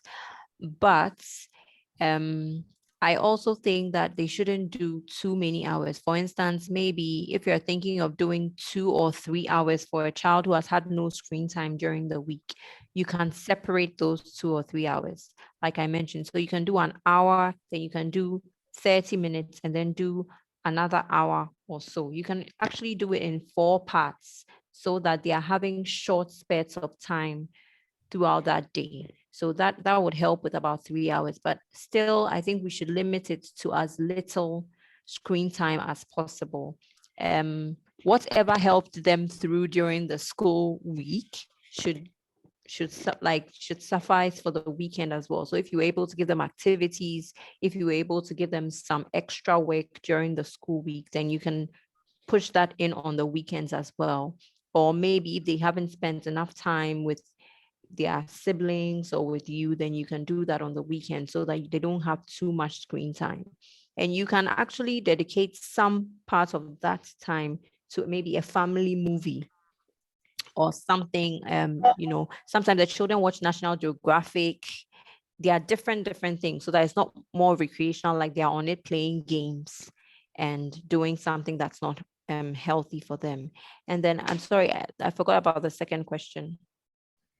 Okay, the second question was about talking to children. So somebody was asking about the passwords. Do you need to have your teen's passwords, and how do you do it without making it seem like you don't trust them?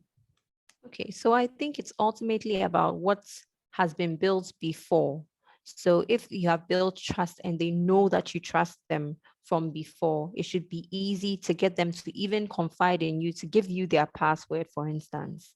So you may need to tell them that, okay, so this is the situation. I mean, right now, from before, we learned that it's not good to tell children everything, but I feel like now you have a teenager, it's very important to let them know why you need to probably check in on them. Maybe not have their password, but you need to let your teenager know these are the scary things online. People are watching pornography, they are getting hooked on it. So from time to time, I would need to check your phone to ensure that you haven't been anywhere that will not be helpful to you. And if you are not checked, you may find that you have gone somewhere and you have some addiction or you have some guilt and you cannot come and share it with me.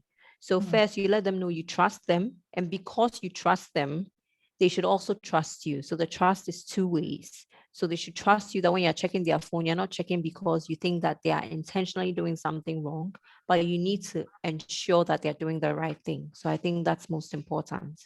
Thank you, Danielle. So I think what I'm picking up from there is it depends on the kind of relationship that you establish with them, and also the way in which you ask, that you don't do it in a Yeah, combative, authoritative manner. You give me your exactly. password. Yeah. Like, so kind It of has to setting be a yourself up to be the discussion. accountability partner, right? Yeah, it Okay, has to be a great. discussion. Thank Great, you. thank you. Okay, so I have one question in my inbox, but Global Christian also has their hand up. So maybe Global Christian can ask their question, and then I'll read the one in my inbox as well. Okay, no, okay. So Park Kofi Agri had a question. Yeah. So Global Christian, please go ahead. Okay. I've been listening to all the contributions and everything that has gone on. I have my own ways that I try to manage some of these things, but I would want to find out if there are better ways of doing it or if there are other variety. So for me, what I do is I have a small device that is connected to my internet service at home, a firewall which filters everything that goes in. So I can get to tell when you're online. I can actually set times that the internet will be on for each particular device. So if I want your device to be on 1 hour a day, we set it for 1 hour a day, probably between, let's say, 5 p.m. and 6 p.m. After that, it goes off. Every traffic that goes through, I'm able to tell. So I can filter and make sure if it's a particular education sites you're going to, that's all that is going to go through. Even those who can use VPNs, all those things are blocked. So I can filter and know all the traffic that is going through the network.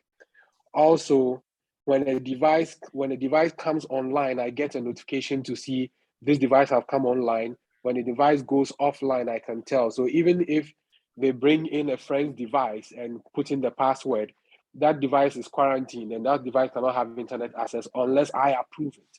So whatever goes on through the internet, I can tell. Whenever any new device comes on, I can see. And when a device leaves, so even if they are taking their device out of their house to another network, I can tell the device is leaving the home. And I can tell when the device comes back into the house. So this is one way, but I want to find out, are there other ways? For me, I use a device called Firewall. It's a very small device, even smaller than the phone, and it's attached to the Wi-Fi device that I have, and it does the job for me. But I know there are other ways, like today I learned about Plano, and I wanted to find out with what I use, are there other ways that I can get similar jobs done? Okay. So thank you very much, Global Christian. So this thing is about apps and so on.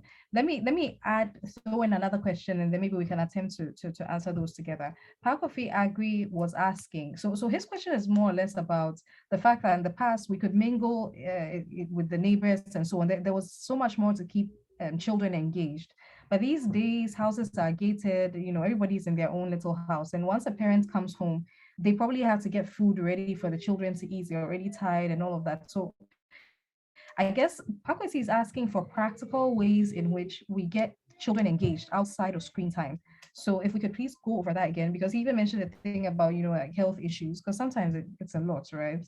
It's a lot. So please give us practical ways in which we can deal with the situation of how to keep the children occupied, or maybe we should be in the kitchen or in a meeting or doing something else at home. Yeah, so if you could please just summarize a few of the main points we've discussed so far. Okay, so I'll throw that to Marilyn first, and then then we can move on. Thanks. Okay. So the question is Pa Kofi's question, right? Yes, Pa Kofi, I agree. Okay. Yes, that is true. The struggle is very real, and our challenges in this time is way much more than our grandparents. But I think Christine mentioned that sometimes it's like I think sometimes we are afraid that they may mess up the hall or they may spoil things whilst you're in the kitchen. So you may have to take away your breakables and just leave them to mess up the hall. So they can't go out to neighbors' houses these days, but they can stay in your hall and mess the place up. If you take away the screen whilst you are cooking, they'll find a way to play. The only thing is that they may do messing up and you may hear somebody crying. Once in a while, just come and check there's no blood flowing and just leave them to be. They will find something to do. So far as you have fireproof the place and child protected the place, you can leave them for a few minutes. They'll find something to do, I assure you. If they are old enough, let them come and help you in the kitchen whilst you are preparing the food. Let them color, let them read, let them do puzzles. If you are fortunate to have a big compound, then even if they can't go out to the neighbor's house, they can go into the compound and play. If you're lucky and you have more than one, that is easier. They can just play with their siblings. And if they are only one, then that gets even more difficult. But they can play by themselves and run around. For those who have singles, I tend to see that then you may have to engage them in more like structured activities. So they are going for swimming lessons here, they are going for piano here, they are going something to just fill up the time whilst you're also busy. But it is difficult, it is challenging, and you just have to try as best as you can. Right. So if I'm hearing you right, Marilyn, then we probably need to have like a whole toy box in the living room, just fill it with toys, books, coloring books, activities, encouraging them to be creative. And then once in a while, those blood flow checks are very necessary. Yeah, but you don't need sophisticated toys and you don't need expensive things. You can give a child a bottle and stone and they'll find something to do with it. Yes, they are very, very imaginative. Right. Thank you so much. All right. So there's one last question we'll take, and that's Rana. So please go ahead. Hi, Nanya. Thank you so much. And thank you, Marilyn. I like what you said about creating a mess. So my question really is, if you have a spouse who is a neat freak, it gets close to obsessive sometimes. How do you handle that? Because I have a 1-year-old who always wants to make a mess, and I have a husband who always wants to clean up. How do you marry the two, or how do you handle the two? He's online, so I'm glad he can hear. Thank you. No personal attacks allowed, but yeah, thank you very much. In my home, that would be me, the obsessive one. So who would like to take this one? I'm sure maybe Derek, Christine, or Daniela, since we didn't last hear from one of you. I can throw some ideas out. Yeah, go ahead, please. So children change us. A lot of us have found once we had a baby, we had children, we realized that we had to compromise and let go of some things. Something that you can do is even structuring the mess time, right? So I know one couple where they sorted it out by having a room or a playroom where the messes could happen, which when it's a baby, it's very difficult. I know that. When they get older, it's a little easier. So you have a playroom. It can be the messiest room so long as, okay, our bedroom and our living room is fine. If that's not possible, the other thing is a discussion around, okay, I know you like the place to be clean. Give us 1 hour or 2 hours of mess time. Let us just go wild, because playing is learning. And then after the 2 hours, you can come in and help us to clean. So you are sort of letting him have his clean time space, because structure is important to people like that. And the cleanliness is therapeutic. And so that's a few ideas, but ultimately compromise does eventually have to happen. Right. Thank you so much, Christine. I actually have quite a number of questions penned down, but I'm eyeing the clock. So, and you can see that I'm dragging this because I'm hoping Dr. McCarthy will jump in and say, oh, no, go ahead, but it's not happening. So thank you all so much. No, you go ahead. Oh, really? Okay. All right. So this is the last extension, guys. I promise. 8:30, we're out of here. Last one. Last. Okay. So question for you, for our panelists. You said a lot about tech-free zones. I think it was Christine or Marilyn, and Daniela mentioned that as well. Tech-free zones, but you didn't say anything about tech-okay zones. So if you're telling us that maybe the living room is a place that they spend a lot of time, and so therefore it should be a tech-free zone in the bedroom, then where would the tech-okay zone be? In the car, in the kitchen? Where would we set that up? let Marilyn, me you come want to? in. Okay, Yeah, go yeah, ahead. let me come in. I think it was one of my slides, but I rushed to. So, and I think Daniela mentioned it, or was it Selena? So you could have the living room as with the what's it called, desktop or the console, such that whenever you're passing by, you can see, everybody can see. So if the child has been there for over 1 hour, we can all tell and then say that, okay, you've been there for over 1 hour. But if the console is in the bedroom and he woke up 1 a.m. to play, you wouldn't know. So yes, maybe tech-free zones like bedroom where we said they shouldn't be, and maybe dining room because we want to have a chat and see how your day was. But the consoles can be in the living room or in whatever space, and they can do their work in an open space where everybody can check, and they won't be able to do any porn because everybody is passing about. Great. Okay. Yeah. And did anybody want to add anything? I thought, okay, all right. So this question I think goes more specifically to Christine, right? As a psychologist, I'm just wondering, right? Are there people who are more predisposed to addiction than others? So maybe you can have 3 children or 2 children, and maybe it's not the same, like the regulation of screen time and so on. Should it be the same across board, or some people just handle it better than others? So what do you say to that? So the first part of your question, yes, there's differences. So some people have a genetic predisposition to dependency, and to whether it's food or TV or alcohol or tobacco, they're more likely to become addicted or to start to depend on this thing to make them feel good. It's tricky when it's siblings though, right? Because you want to be fair.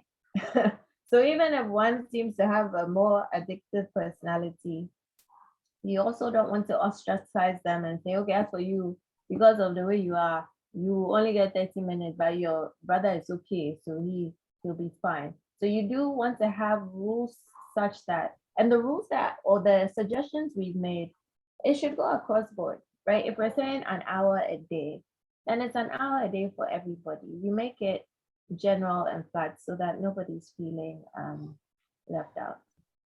Okay, can you tell us a bit more? And this is not just for the kids, but even we, the parents, right? And I'm asking because I've noticed something about myself, and I'm seeing if maybe you confirm my suspicions. But what kinds of people, or what kinds of temperaments or personalities or whatever it is, are more predisposed toward addiction? So what shows us that perhaps my friend or my husband can watch a series, right? Or subscribe to a series, or maybe that wouldn't work for me. So sometimes the way we assess it is we'll ask about family history. So we'll ask, was that uncle that, maybe he was an alcoholic or he was addicted to somebody, to something? Or do you have a sibling that seems to, maybe they're overweight or obese because they have trouble regulating their dieting? So family history tends to give us an idea if biologically we're predisposed to it.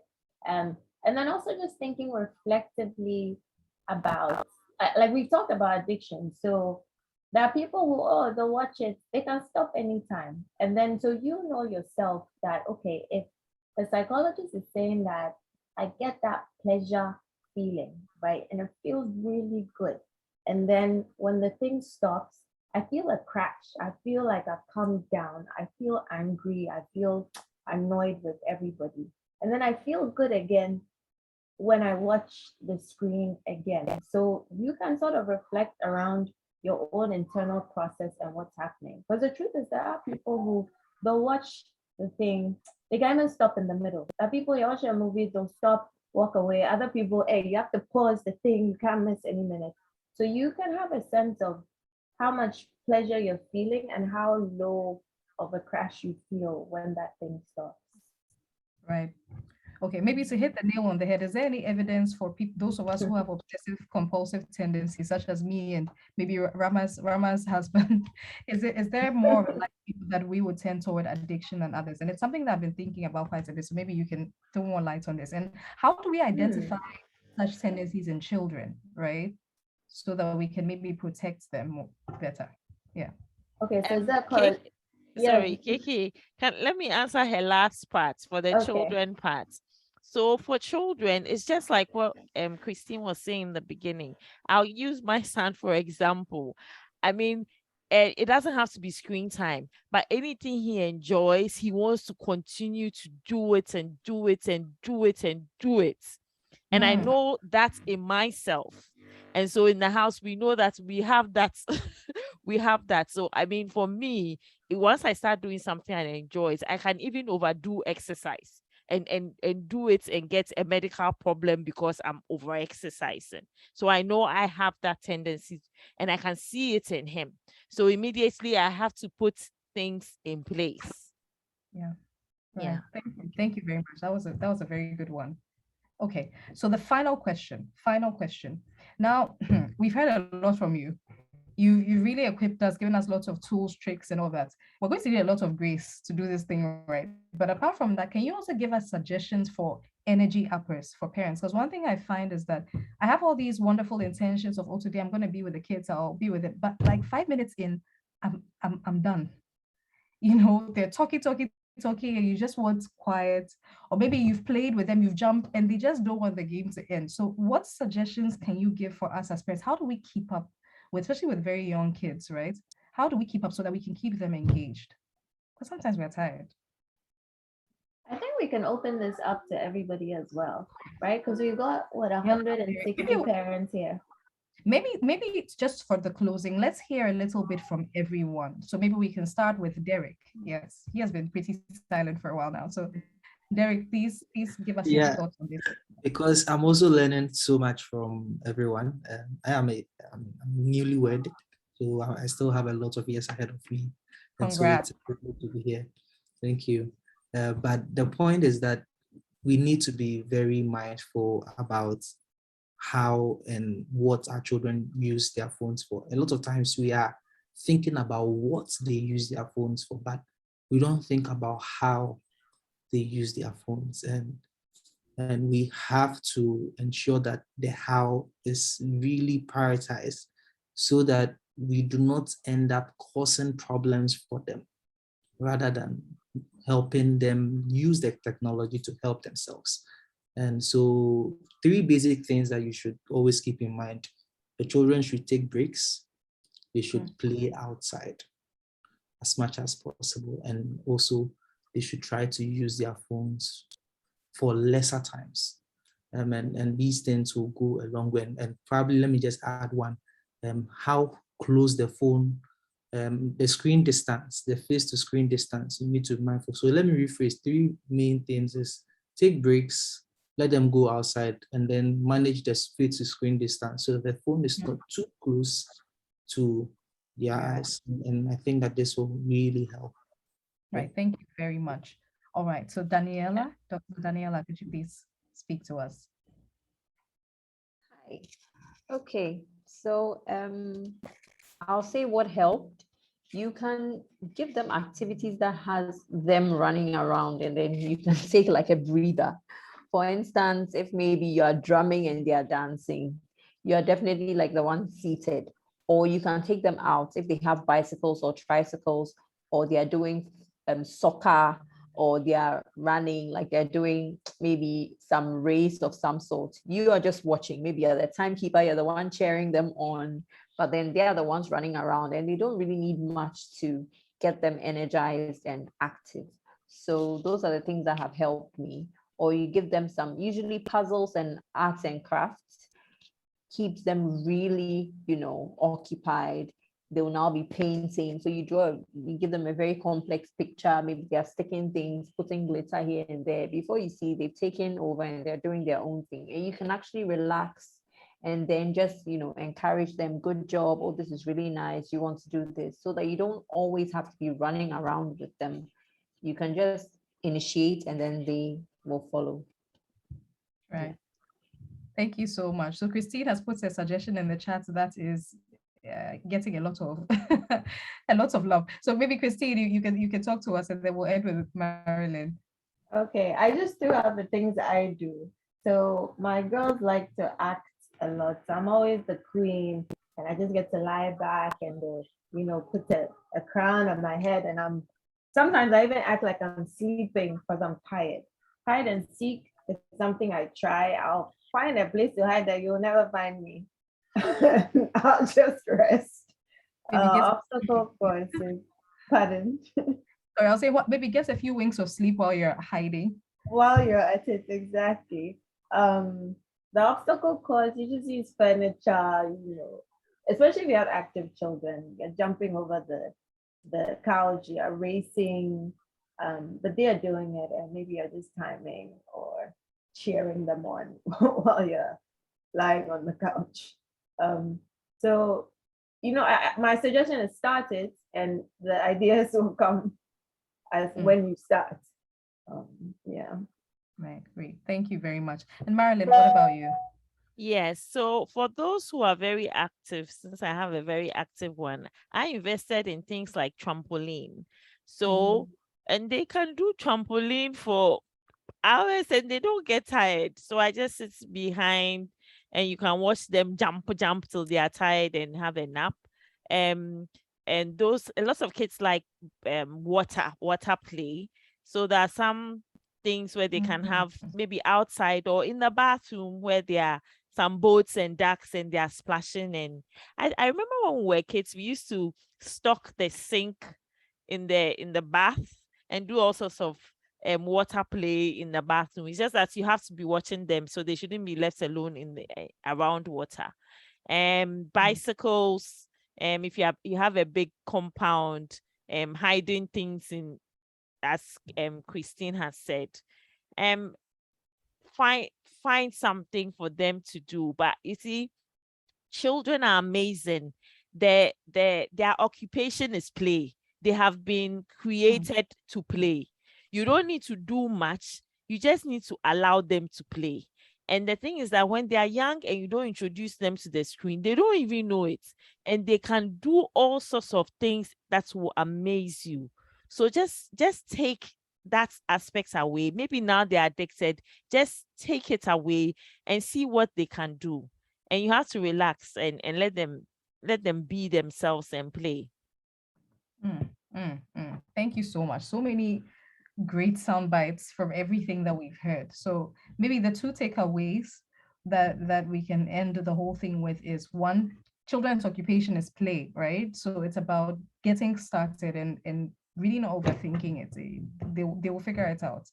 And that, I think there's one more thing that someone said along the course of our conversations, that it's not too late, because sometimes you might feel like, oh, we've had them on the screen for all this while, so how do we now start? But it's never ever too late. So again, I would like to say a huge thank you to you, Fabulous Four. Thank you, Marilyn, Christine, Daniela, and Derek. You've been amazing, and we've had so many comments, so much feedback. Everybody is so grateful for you guys, all the stuff that you've told us and all the stuff that you shared. Hopefully we'll have a part 2. Maybe we'll have a feedback session in like a year or so, where we'll all be telling our fabulous stories and we'll all be experts on this thing. So I hope that, if you don't mind, maybe you can make your slides available to the tech team, and then we can share it through the email address that we shared, multimedia@accrachurch.com. So maybe Dr. McCarthy can get in touch with you, and then you can share your slides if you don't mind, and then we can make them available, maybe in PDF form for those who would like to recap. And we'll also make the recordings available. So in case you're not on our WhatsApp platforms and you need it, please get in touch through the email, multimedia@accrachurch.com. And on that note, I'd just like to say thank you to everyone else for joining. We've had, I think, over 250 at our peak. And even now, after going over like 30 minutes, we have 162 people still online. And we're very grateful for you. God bless you all.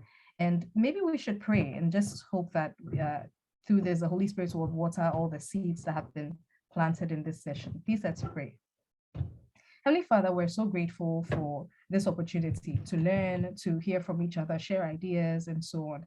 We know that even as we've heard, Lord, you plant your word in our hearts, because we know how passionately you feel about your children.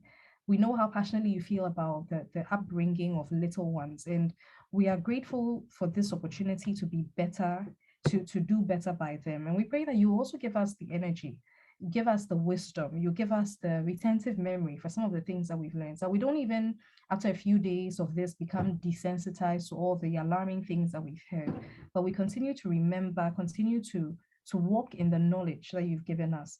We thank you so much that it's a difficult journey, but grace is more than sufficient. And we thank you for these opportunities and all the things that we would learn in the weeks to come. We bless your holy name, and we thank you so much for your love. In Jesus' name we prayed, amen. Okay, so we'll probably end as we usually do. Maybe everybody would like to and to turn on their video, maybe find a way to unmute everyone so we can just say good night. First share the grace and then say a resounding good night. So let's ask all to unmute. I think we need the host to unmute everyone. Okay, great. So let's share the grace, please. May the grace of our Lord Jesus Christ, the love of God, and the fellowship of the Holy Spirit be with us now. Amen.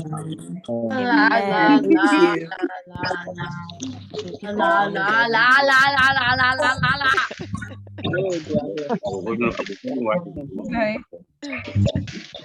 So the recording is made available on WhatsApp, or you can email. Send an